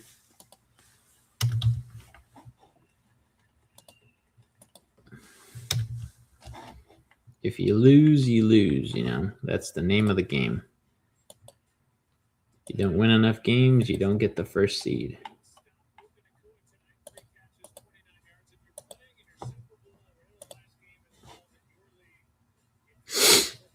But yeah, so basically I am happy because the Seahawks have a playoff spot 100%.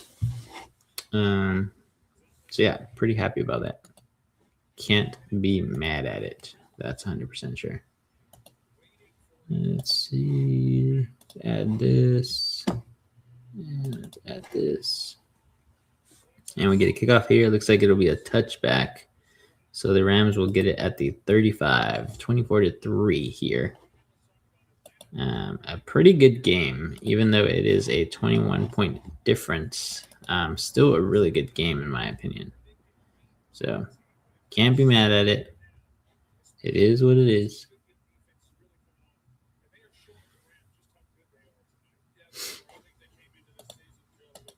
Let's see, what did Brandon say?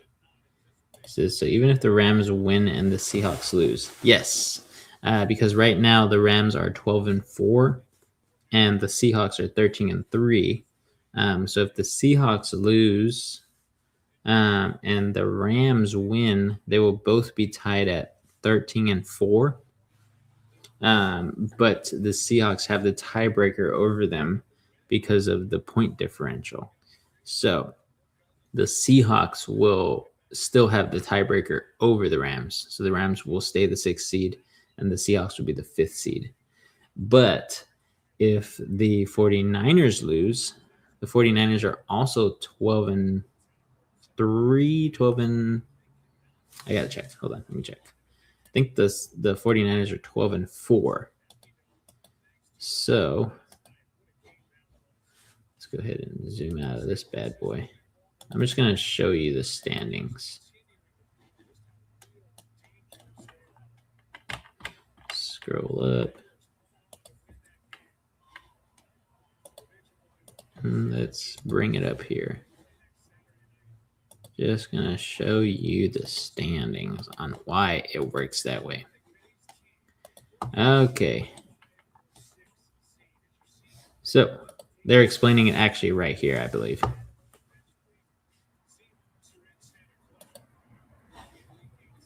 So I'm going to explain it myself too. So as you can see there on the side, way over there, Seattle's 13-3. San Francisco is 12-4 here. So if the Rams lose, they will be 11-5. But if they go to week 18 and win, so let's say the Rams lose this week, right? They'll be 11-5. Seahawks will be 13-3. Even if the Seahawks lose next week, they will be 13-4. And even if the Rams win next week after losing this game, they will only be 12-4 or 12-5. So their record will still be lower than ours, and that's why they'll get the 6th seed. But if the Rams win this week, somehow, if they win this game, they will go to 12-4. So if the Seattle Seahawks lose next week and the Rams win next week, they'll both be tied at 13-4. But we have the tiebreaker over them. So that's just how it works. And then if the San Francisco 49ers lose this week going into play Seattle, basically, they will drop to 12-5. And the Rams, if they lose this game, will be 11-5. But if they win in week 18, they'll be 12-5. So they will have a tied, the same record, basically. So it'll go to a tiebreaker. And I believe that's the divisional tiebreaker, which would be in favor of the San Francisco 49ers, I believe, maybe. I don't know. So basically, what the Rams have to do is win here. They have to win here and win next week, and then they can possibly get the 5 seed. But they cannot get the 1 seed because one of these teams will have a better record than them if they lose tonight. So that's how it shakes out. It's a little hard to explain for sure, but the maths out, basically. And the tiebreakers, which aren't shown there, but they can explain them to you, or I can explain them to you. That's how they roll. Let's see. Rams are airing it out here, and they get a touchdown there. So easy touchdown, their first touchdown of the game. That is a touchdown here, and I believe they will go for 1. I think that would be the smarter thing to do.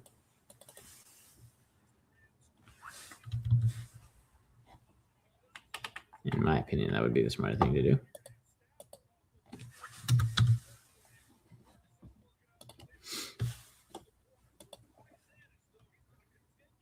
Yeah, that was just a really good little select route there.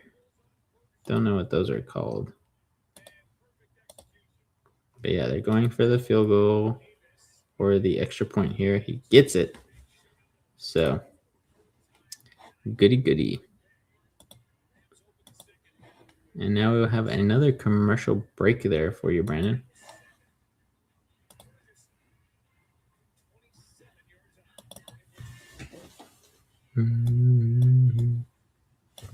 I like that song. I'm still standing. Yeah. Alrighty, let's change the scoreboard here. Let's let it load in. Let's load the graphics.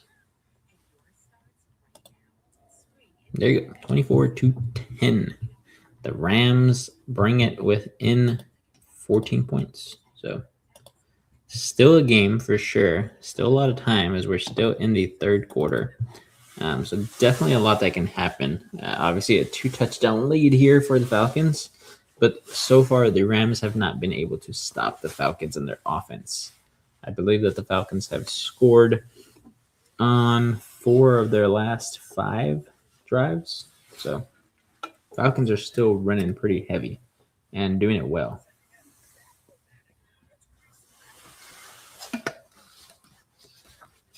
So you definitely have to give the Falcons their flowers this game.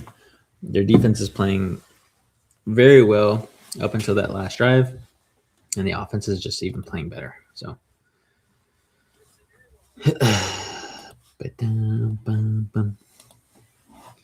yeah, let me see if I can deep dive a little bit more here into the playoff standings and what's going on.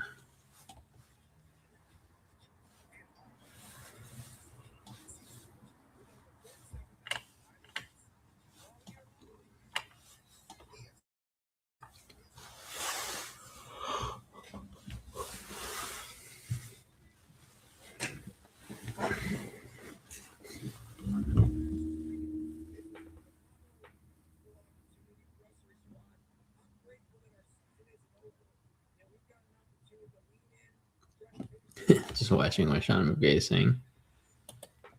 Bunch of hoopla, my guy. Bunch of hoopla. They're a good team, though. Cannot say that they're not. Yeah, but here is the playoff bracket again. So basically, this is the NFC side, right? So obviously, we have the Carolina Panthers here in that fourth spot, just because every team in the division, their best team will get a spot automatically. We all know that. And then way down here at the Tampa Bay Buccaneers, even though they are not at the top here, they are the only team that can rival the Carolina Panthers here. So Panthers are 8-8. Tampa Bay Buccaneers are 7-9. Basically, if the Buccaneers win, they would have the same record. Carolina would go to 8-9, and Tampa Bay would go to 8-9. But the way that the tiebreaker works is Tampa Bay has the opportunity to beat out the Carolina Panthers just by a couple of tiebreaker situations. I don't know if it's divisional. I don't know if it's points for. I don't know if it's based on the matchup difficulty. There's a bunch of tiebreakers, and they all chronologically happen. So basically, that is the last playoff spot there that can be taken. Every other situation is the same over here. All these three teams here have solidified a playoff spot. Pittsburgh is 9-7. Baltimore is 8-8. Indianapolis cannot get in because their division is here with Houston and the Chargers, the Jacksonville Jaguars, and they cannot come up to the Jacksonville Jaguars and take a bite out of them because they're 8-8. But Baltimore can take a bite out of Pittsburgh because they play them next week. So Baltimore wins, they go to 9-8. Pittsburgh loses, they go to 9-8. I think Baltimore there, because of a tiebreaker, would be able to surpass the Pittsburgh Steelers and take that last playoff spot. Now back to the NFC here. Seattle's 13-3. San Francisco is 12-4. Rams are 11-4. The Rams lose here, they drop to 11-5. They stay in this spot, I believe, no matter what, as Bijan Robinson gets another pass to him for about 7 yards there, making it 2nd-3. But if the Rams win tonight, they will be tied with the San Francisco 49ers. But San Francisco has the better divisional record, so they will stay in the 5th spot. Rams will stay in the 6th spot. And Seattle, if they lose next week, which would make them 13-4, San Francisco would be 13-4. They would take the number 1 spot here, and Seattle would move down to the 5 spot. The only way that the Rams could possibly move up is if they have somehow a tiebreaker that can rival the Seattle Seahawks. But they'd have to win today and the next week. Other than that, they will not be able to get the 5th spot. So I hope that makes sense. But that's just a little bit of a breakdown on how the division works out. Sorry for those of you guys who are on the phone, probably couldn't see that. But yeah, that's just an explanation there on the playoff brackets for the NFC and a little bit of the AFC. AFC is a little bit more cut and dry. All righty, 1st and 10 here for the Atlanta Falcons. Again, already in field goal range. They're just playing phenomenally. Still in the 3rd quarter, though. We still have 2 minutes to go, so this game still taking a little while to go through here. But for the Rams, that is a good thing.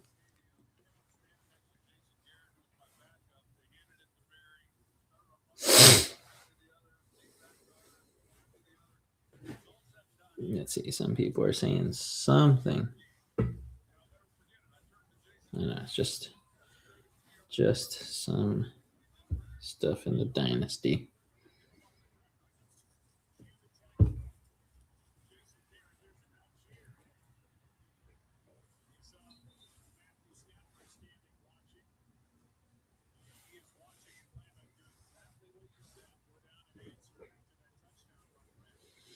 Yeah, man, if I was in the championship in the dynasty, I would have won. Crazy. Bijan Robinson has 34.4 points so far. Very good showing for him. I have 172 points. And in the championship round, I lost in the first round, so it doesn't really matter. But in the championship round, I would have beaten Sam. So, yeah. Jared Verse gets in the backfield, so it's now 4th down. So they are forcing a field goal kick here for the Falcons. Let's see, what did I score last week? 182. So, yeah, if I would have just done better 2 weeks ago, I lost 164 to 179 2 weeks ago in week 15. If I would have won that game, the next game I scored 182 points, the highest in the league in the playoffs. And then this week I scored 172 and counting, the highest score in the league. So, yeah, if I would have just done better in week 15, which sadly I didn't because I misplayed. I had one guy that I could have put in. Oh, goodness. Jared Verse with the touchdown here. Yeah. So, yeah, if I would have played one guy different, could have won that game. But you could have, would have, and should have. And so now, with that, we will now have a closer game, boys and girls. So right now, after that Jared Verse run back for a touchdown off of the field goal mishap, we now have a 7. They might go for 2 here. No, they're going to go for the 1. Yeah. It'll be a 7-point game. So let me update that score.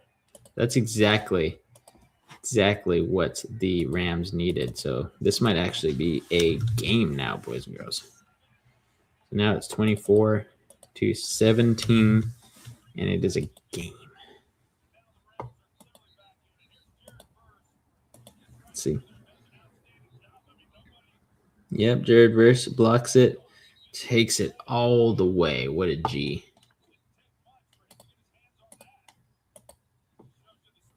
That's how it goes. That's how it goes.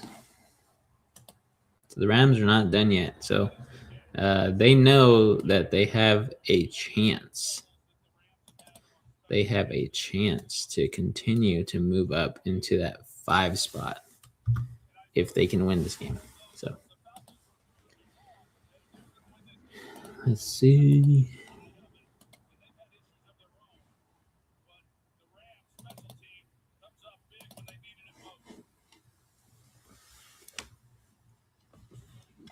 The Rams. Oh, that's the wrong one. It's not 21-0 anymore. Let me see.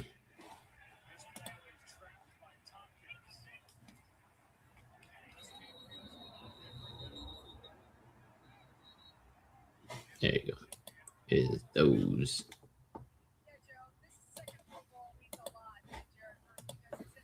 It's got to do the 921. There we go. And now this should be the correct score here. 24-17. And the Falcons will get the ball, but now there's some pressure on them if they want to win this game and prove that they are a pretty decent team beating the Rams. They have to score here as they have the ball on the 26. Okay, there's Bijan doing Bijan things. Bijan's just Bijan. Let's update that. Oh, yeah. Good old back pop. But yeah, 24-17, guys. So now it's a game. This was 21-0 coming out of the half. Rams have put up 17 points in the third quarter. Falcons have only put up 3 so far. 7 points thanks to Jared Verse and the defense on the field goal kick, block, and run back for a touchdown. He even put up the deuces towards the Falcons sideline as he was running that back. Super funny. Yeah, that's just being a competitor, man. That's awesome. So, I don't hate the Rams, but I wouldn't mind them losing today. So we'll see. Still a close game. Anything can happen. The Falcons can punch them right back in the mouth and score a touchdown here. So we'll see what happens. I mean, they keep driving down into the red zone or close to it on their side of the 50 very easily. It's just that the Rams stopped them on third and I think it was 3rd and 7.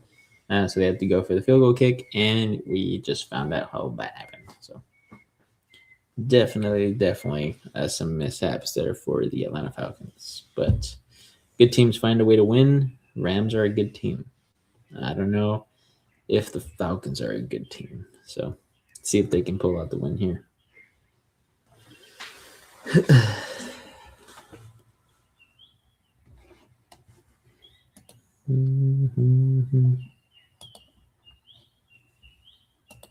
Let's see what's going on.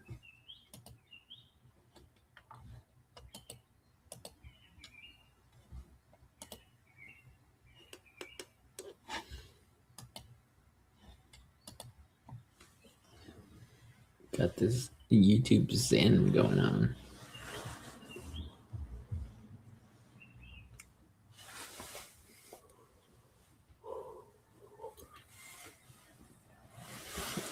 The Atlanta Falcon mascot got bungee corded. That's so funny. How fun is that?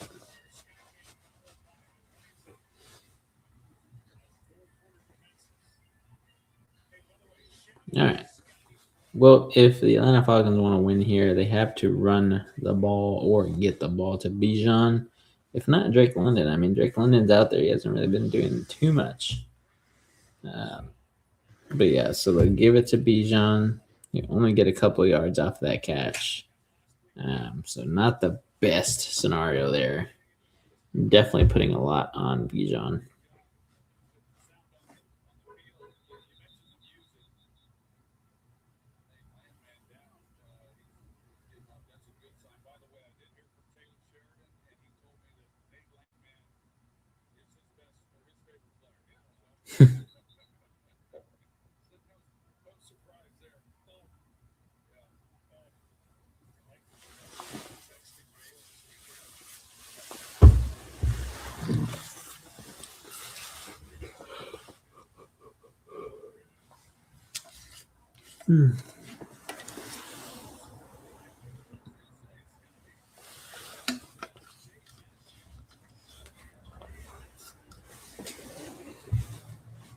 All right. 2nd and 7 here. Bijan get the ball again. Gets another rush for about 3 yards where they stop him.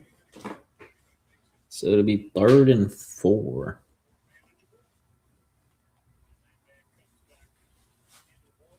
And the Falcons need this first down. They need to keep the ball moving. Because if they kick it back to the Rams, who have the momentum at this point in time, even though it's not in LA, they could definitely change the tide here. Oof. No flag there. Again, just force feeding Bijan. Not really looking anywhere else to anybody. And now it's 4th and 4, and I'm pretty sure they're going to punt this.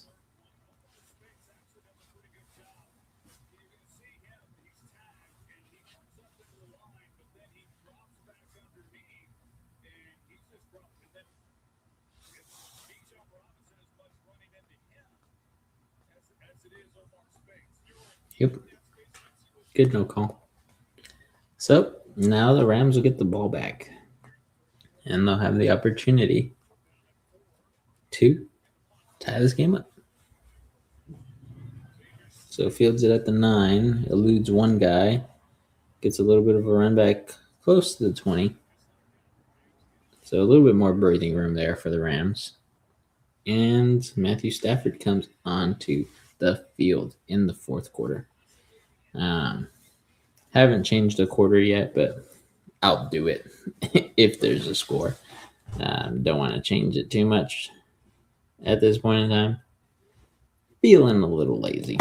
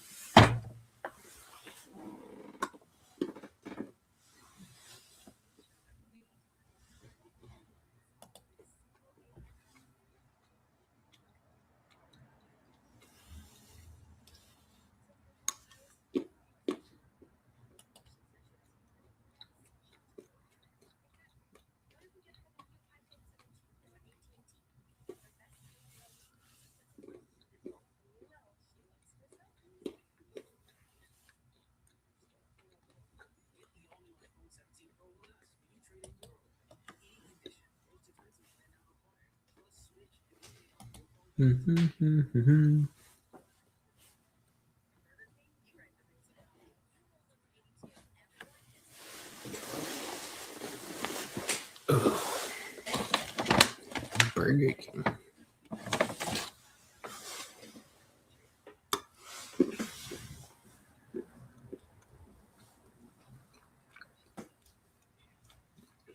I should probably give that show a chance. It looks pretty good. Fallout. And I have Amazon Prime. Might as well watch it. I just never played the Fallout games, so I really don't know too much, but pretty sure the show will explain quite a bit. I know it's like the Earth basically goes through like a nuclear pandemic type thing, end of the world, and there's just a bunch of characters and stuff out there that are living in that type of world. So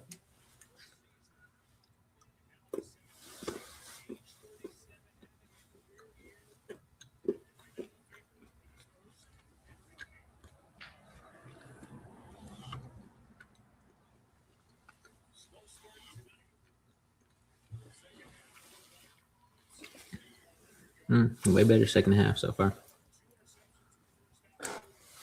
for Matthew Stafford.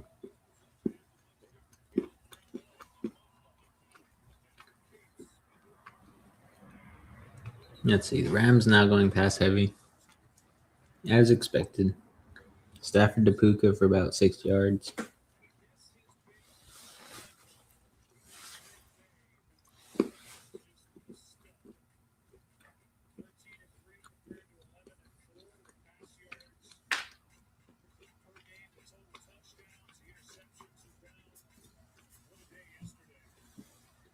Yeah, Matthew Stafford still looks like more of an MVP than Drake May, but Drake May has a great case, that's for sure. And there is Kyron Williams.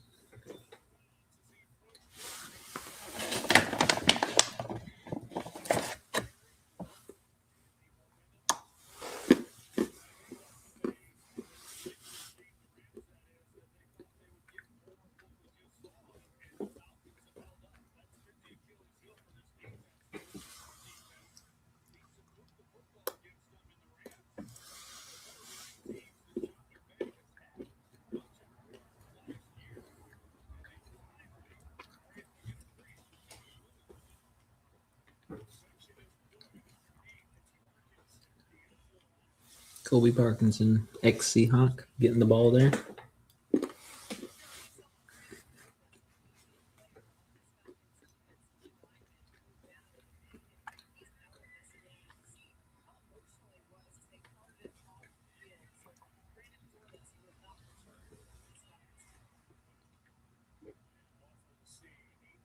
Dang. Looks like his season ended. Brandon Dorless. That sucks, especially in week 17 when don't have any playoff indications, nothing. Kyron Williams again, another great run.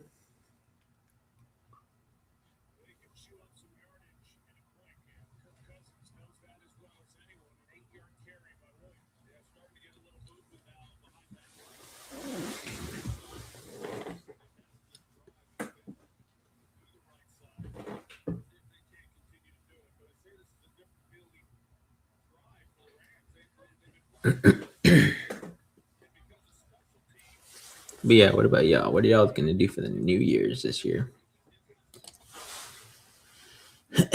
I'll be working on New Year's Eve and New Year's, but definitely gonna come back home and watch some fireworks.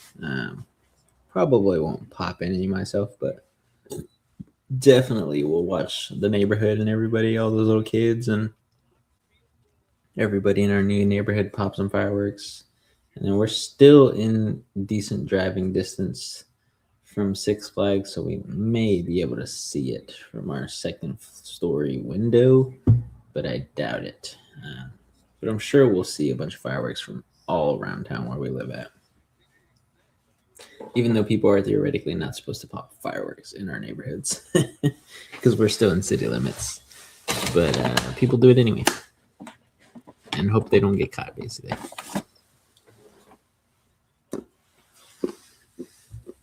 Ooh. Almost threaded the needle there, Puka.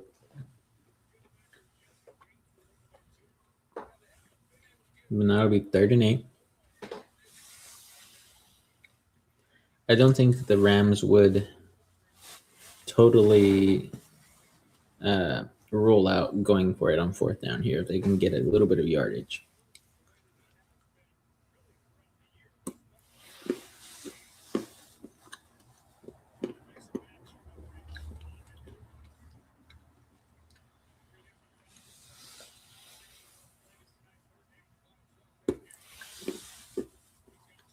Oh, and the Falcons will pick up the ball off of a Matthew Stafford fumble, but there's a flag, so let's see what happens.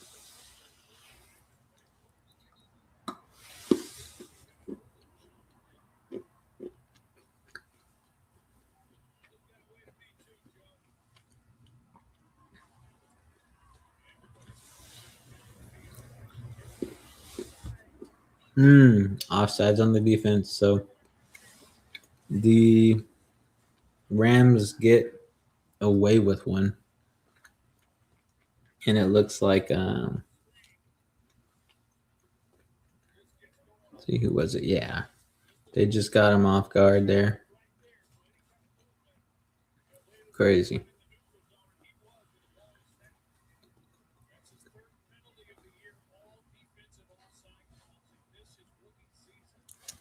So now it's 3rd and 3. So this is definitely manageable for the Rams now. A huge mistake there, jumping off sides.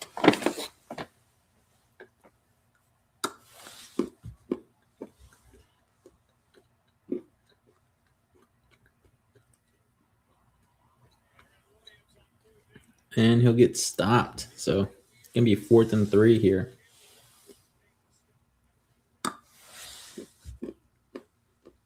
4th and 2. I guess they're going to give him a little bit of a yard. Even though I don't think he got it.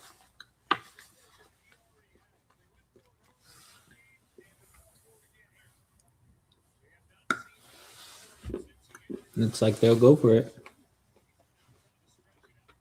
I'm going to be aggressive here with 9 minutes left in the 4th quarter. Definitely a lot of time.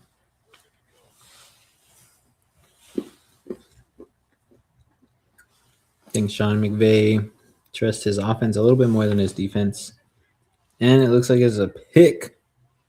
And this looks like it could be a pick 6. Yep. It's going to be a pick 6 by the Atlanta Falcons. Another interception here for Matthew Stafford. His 3rd of the game. Wow. So that should, you would think that would put a stamp on this game, but you can never count the Rams out. Not yet, at least.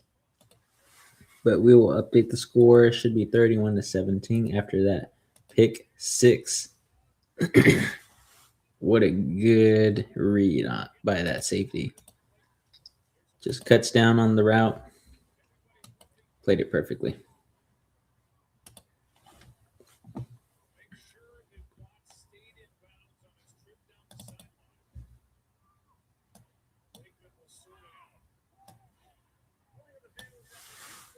I stepped out. So I will not update the scoreboard just yet.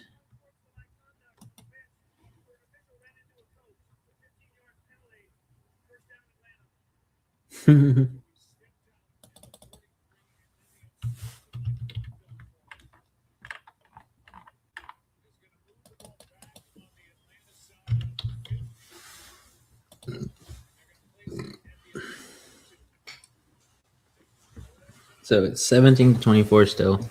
Fourth quarter, 9 minutes left. Matthew Stafford still has 3 interceptions. Definitely not his game here.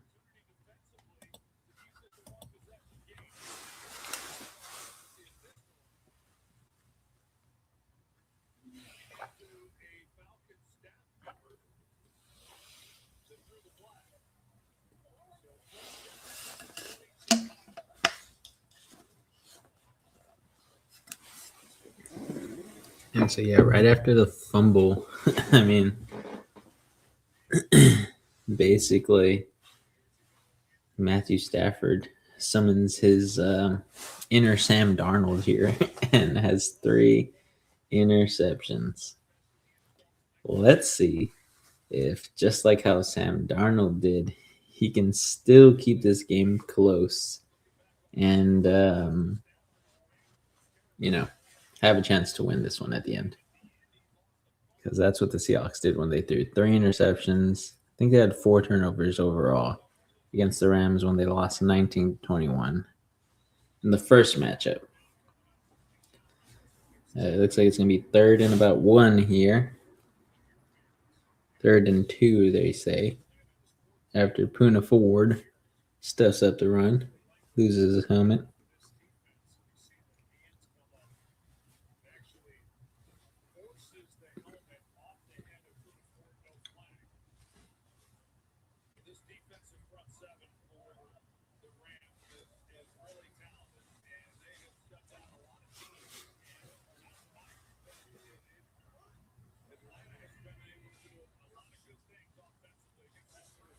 It's a pass here from Kirk Cousins.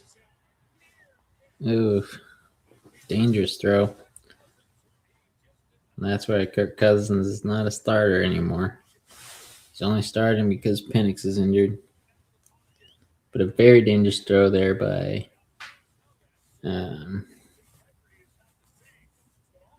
Kirk Cousins. Wowza. Can't do anything again. Very good defense. Really bad play calling, in my opinion, by the Atlanta Falcons. Everybody was bunched to the short side of the field, which does not make sense. You want to get those guys with as much space as you can. And the Rams would get the ball at the 11. 7.5 minutes left to go. Only a minute and a half was taken off of this game.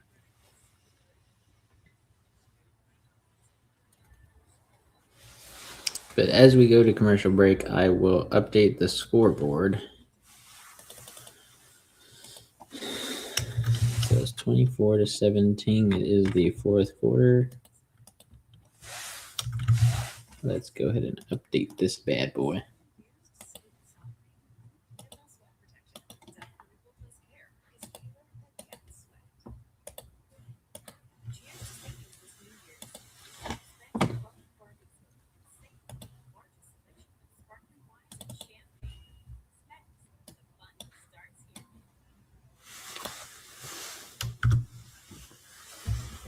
And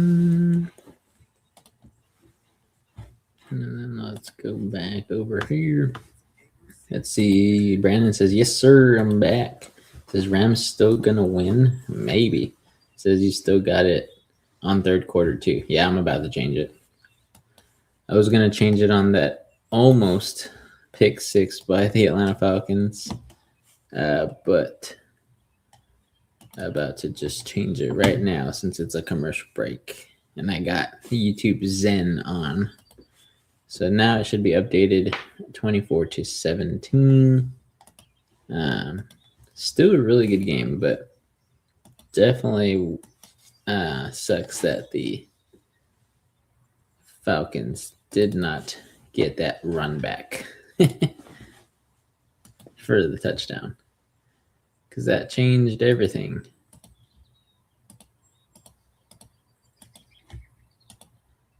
Delete those. Delete that too.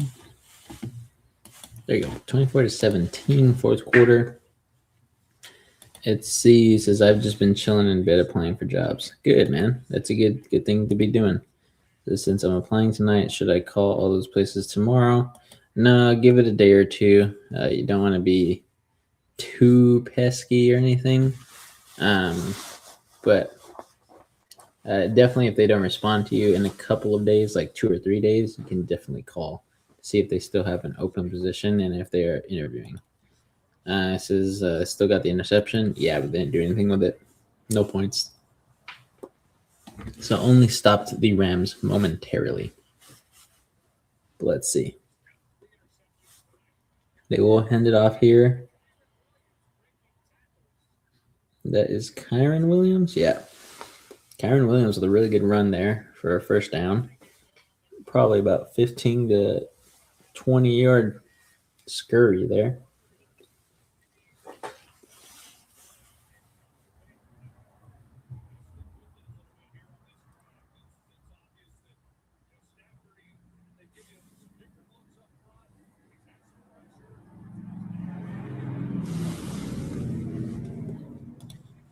Says, yeah, but most places have the application online. Don't be hiring. Sometimes they do, but always good to try anyway. As we get Kyron Williams again getting the ball here. Another 15 to 20-yard gain. Utilizing somebody different. It says, Vince, me and you got to think of a team name next year for fantasy. Sure, yeah. I mean, I always try to have a new team name. This is just like me and Big Money, we're the villains. It says we can be the allies. We'll see, man. Just depends on the league. But yeah, if you're talking about the Gold League, I don't mind. It says also, I don't get to take that photo with you or the championship like I promised everyone. Yeah, that's okay. You got there, though, man. You almost did it. Let's see. Puka going to the sideline. 2nd and 4 here. And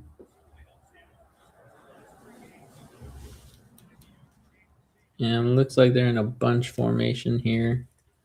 Looks like it'll be a run. Yep, and they'll get the first down off of that run. So seems like Rivers there, the 3rd string running back, since Blake Corum is probably not going to come back into the game. Says next year I'll do it if I don't do it first.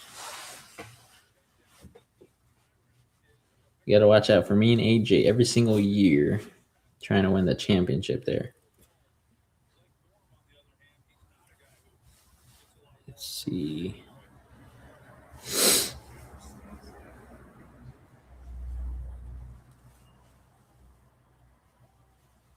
Oh, big launch. Let's see if Puka came down with it or if it was too far out. I think they're going to say his shin was down, but there's a flag holding on the offense, so it's coming back. No touchdown.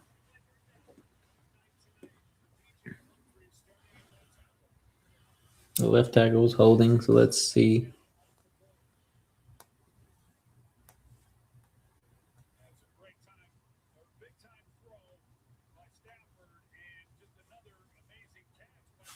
Let's see. Is this truly a hold? I don't know if that's a hold. But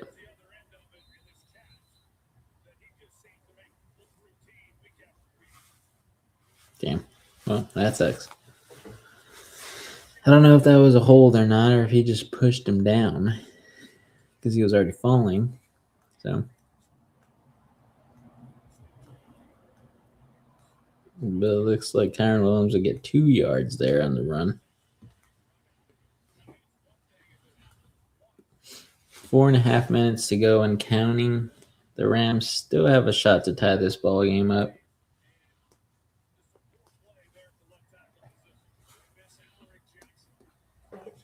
Let's see, 2nd and 18. Jesus. There you go. Kobe Parkinson gets them to about 3rd and 2. I miss Kobe Parkinson. He was a great tight end for the Seahawks, but now he's working with the Rams, the enemy. But I'm glad that he's having some success. So we didn't use him as much as the Rams probably use him right now.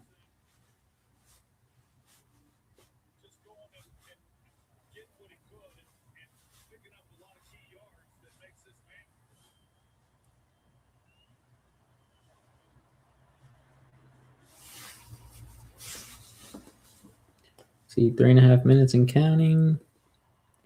3rd and 2, they hand it off. Is that Kyron Williams?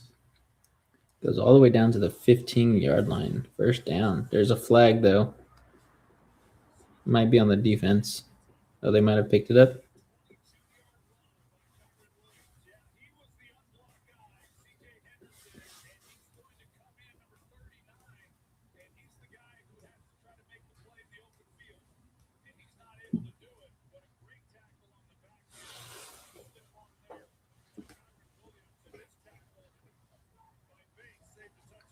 Alrighty. Now so Kyron Williams get down to the 11. Quick pass here to Puka, and he's got the touchdown. He uses that speed and strength. And now this game will probably be tied unless they choose to go for 2.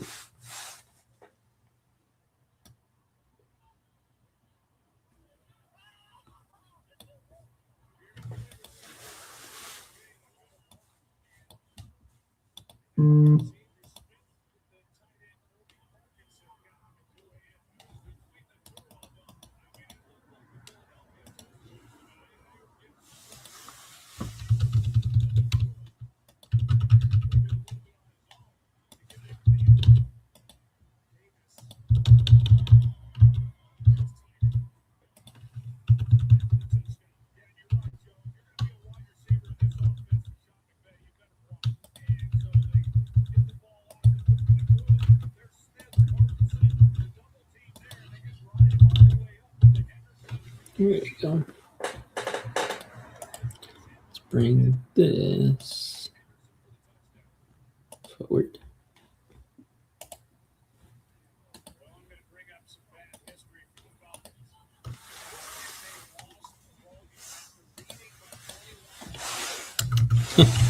Bringing up some bad stuff there.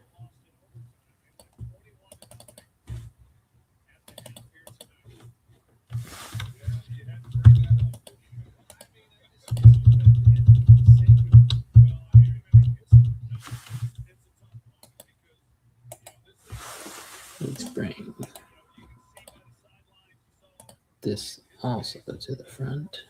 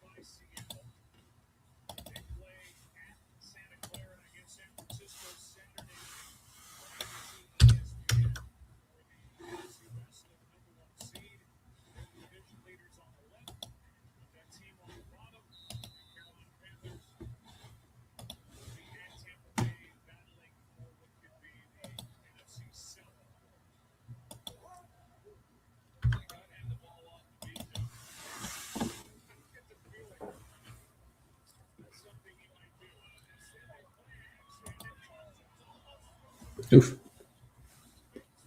Cousins almost threw the interception there.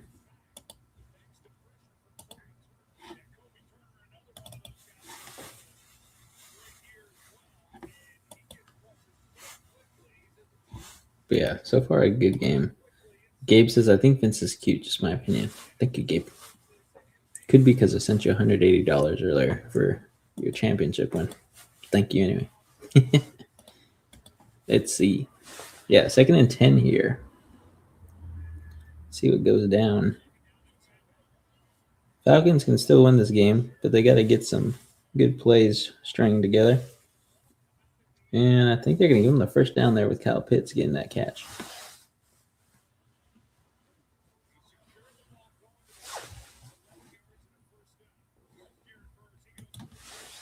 But yeah, good blocking there.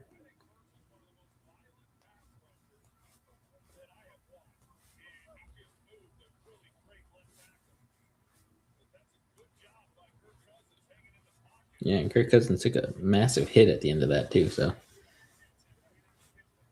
got it. All right, let's see. 1st and 10 here. Looks like we're going to get a timeout. Or a 2-minute warning, sorry.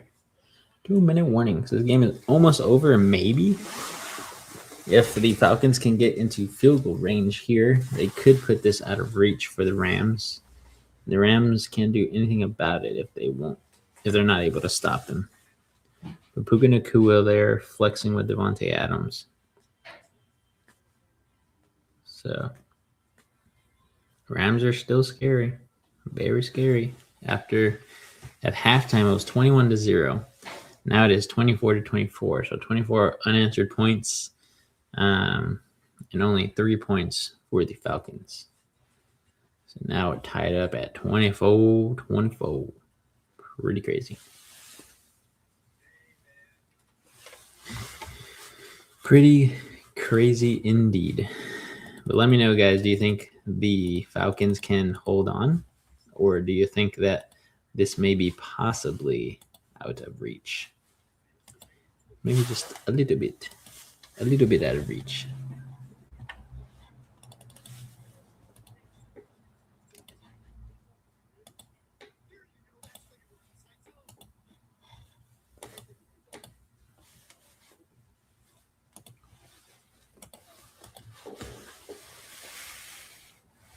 Oh, yeah.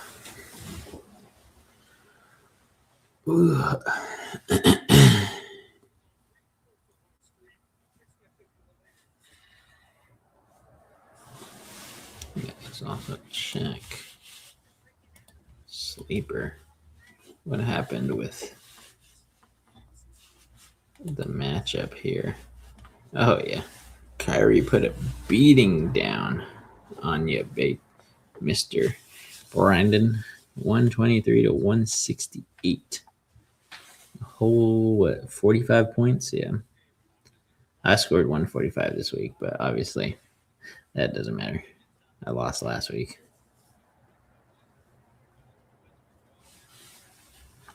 Let's see.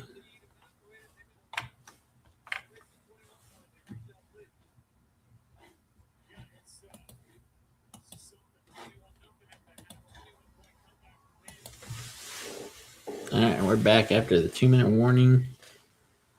Falcons need to drive here. Crowd is pumping and jumping and making a ruckus.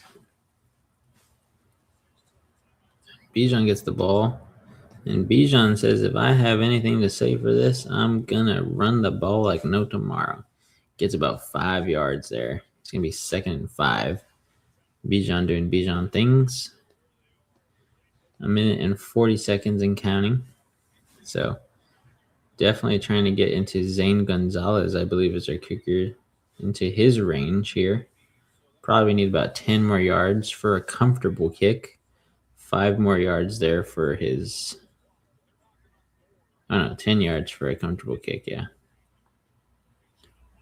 Bijan gets about 4 yards. It's going to be 3rd and 1 here where they mark him at. Getting interesting here. This Rams defense trying their best to make sure they don't get this first down. No timeouts just yet. So now we're under a minute here. Interesting here, as the Falcons are also taking their time.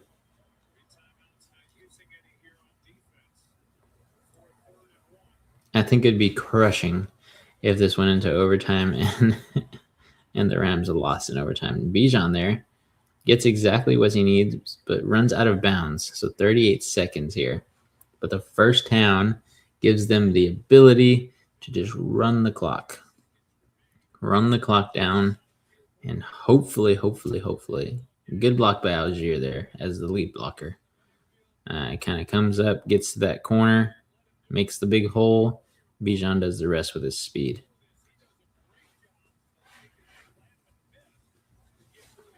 Nice. Very nice indeed.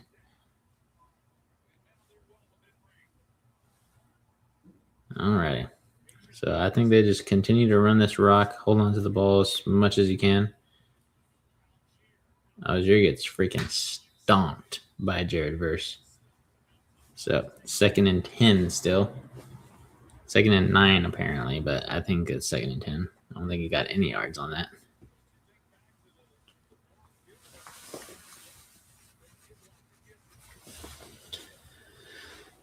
But Tyler Algier is the one in there. Not so much Bijan Robinson.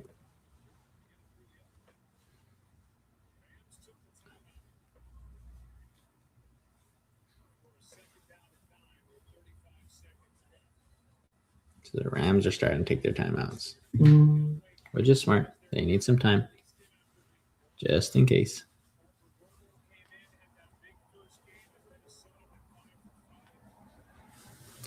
So let's see.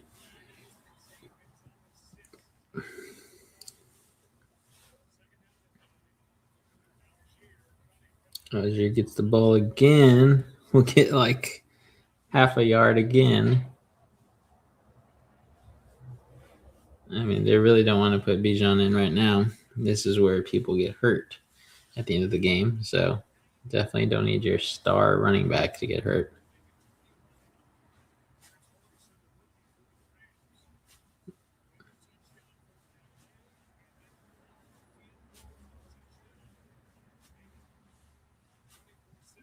Okay, so did the Rams come back all the way for nothing?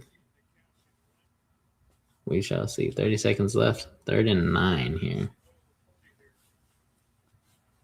Bijan's got his helmet on, but they don't have him in the game. I think they'll run the ball one more time here with Algier. See what they get. And get 1 yard. Holding on to that rock, though. And that's the last of the timeouts for the Rams here. So Zane Gonzalez gets all the time in the world he needs to set up for this kick, get into his rhythm, drink some water, go get set up, and Matthew Stafford is warming up the arm. So this is for the game almost. Obviously, there'll be time left on the clock there for the Rams, no matter what happens here. But Zane Gonzalez is 9 for 14 in lead-changing field goals. So this season, he's 2 for 2. So it hasn't happened often this season, but over his career, that's what he's been. So let's see. Obviously, you want to block Jared Verse here. Don't want him to block the field goal again on the 51-yard attempt, as this probably won't be a really high kick. It'll be a little bit of a lower one to get the distance there. And it looks like it is perfect, almost directly down the middle, maybe a few inches to the left, but he got it. So let me possibly change this scoreboard for the last time.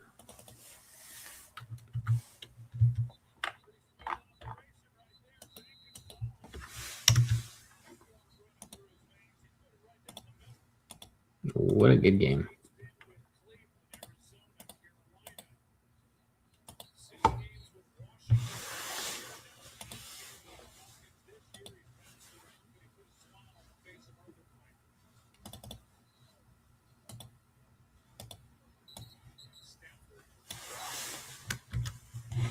Okay, we'll get the kickoff here.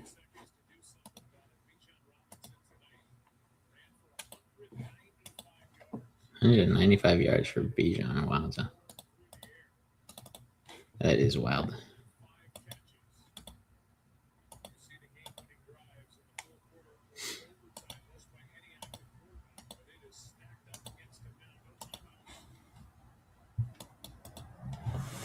All right, 27-24. The Falcons lead.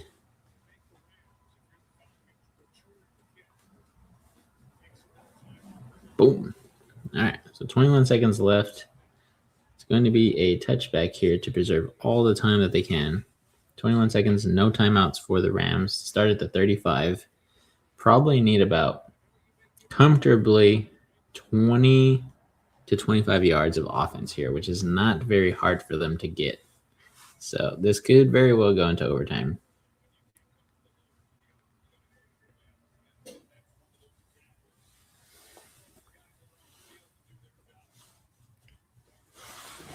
Let's see, Matt Stafford, 269 yards, 2 touchdowns, and 3 interceptions. This is a time where you got to trust your defense here.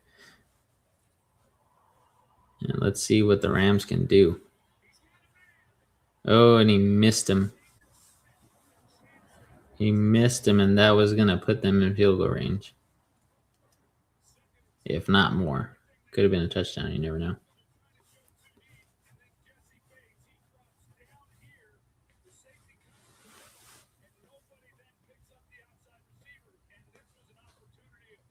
Oof. Yeah, that would have been a touchdown. If he could have gotten him in stride.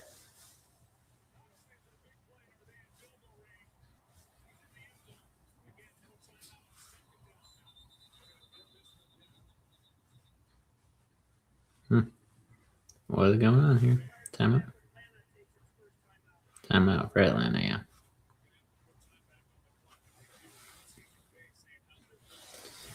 Wowza. So big missed opportunity there.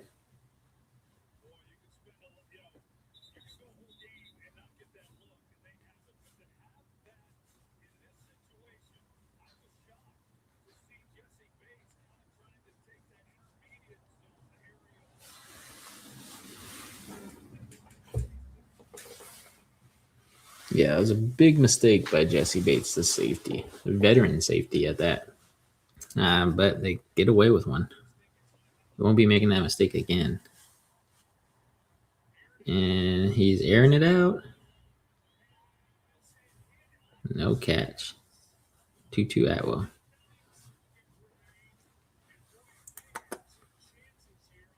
Wowza. All right. I'd say about 2 more plays they got in them. 1 more play if you're going for the field goal here, because you need some time for the field goal. 2 more if you're going for the touchdown and the win.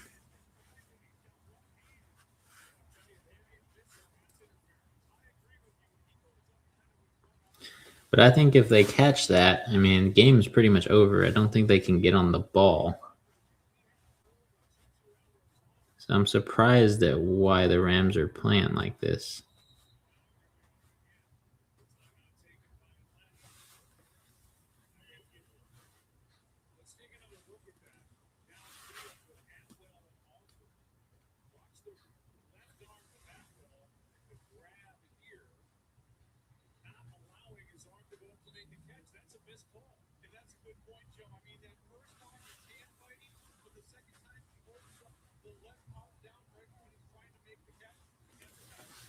Could have been a pass interference, but I think you let him play with a hen fighting there.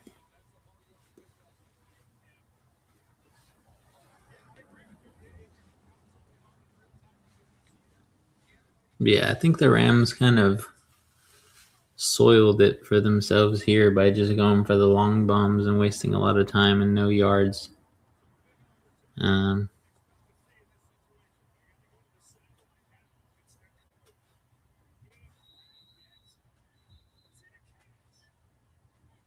There's no way.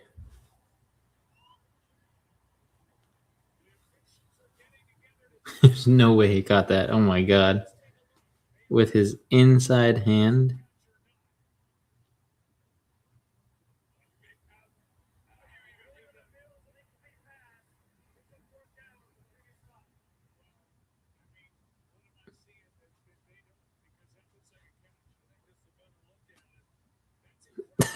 Wow, that's a catch.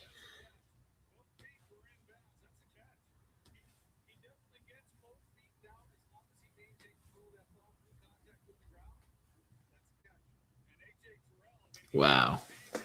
AJ Terrell kind of helped him. Oh,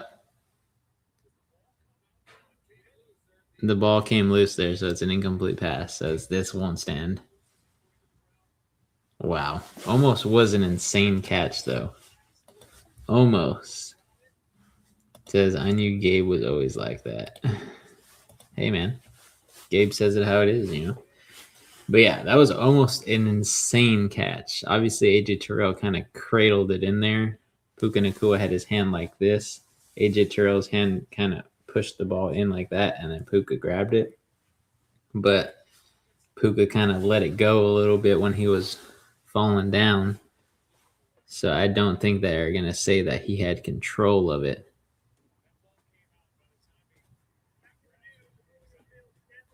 Yeah. I mean, great effort. Like, insane by Puka.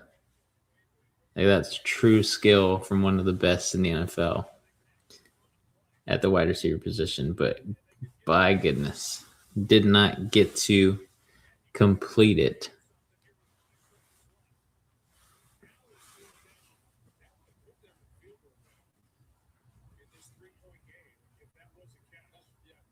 Now they got to go for the whole thing here. They don't have any time. This is going to be a kind of Hail Mary type of situation.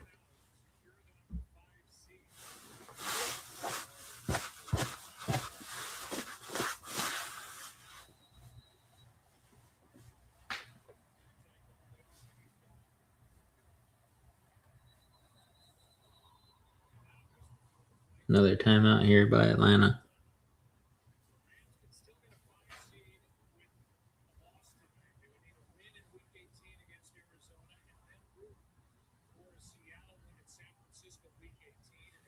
Okay. So they still have a chance to get the 5 seed. They can get the 5 seed if Seattle wins here against the 49ers, and the 49ers have the same record as them. They would just have to win in week 18 against the Arizona Cardinals, which is not that hard. I mean, the Cardinals are like, what, 3-13? So not pretty bad. So there's still a chance for the Rams to get the 5 seed. Just those tiebreaker situations with the same record. It says, when do I apply for bases? Should I mark down who I applied for? Yeah, always mark down who you applied for. Keep track of everything. And that's the game there. Yeah, like I said earlier in this game, as the Falcons win against the Rams 27-24. Woohoo. Good job, Rams. Losing this game 11-5 now. Good job for the Falcons. A really good game that they played early on and late, finishing it off. Obviously, only how many points was it? 6 points put on the board here, but nonetheless, they got it done. The Ravens is crazy. Yeah, sorry, my bad. But yeah, a really good game played by the Falcons. Good job. Cannot think of anybody else who could have played better, honestly. Maybe the Seahawks, but the Falcons got it done, and that's what it is. But yeah, like I said earlier in the game, I think the Rams going for these really long ball passes. The first one was fine because the guy was wide open. But the second one to Tutu Atwell was a pretty bad. Oh, there might be 1 second left. Yeah, whatever. Yeah.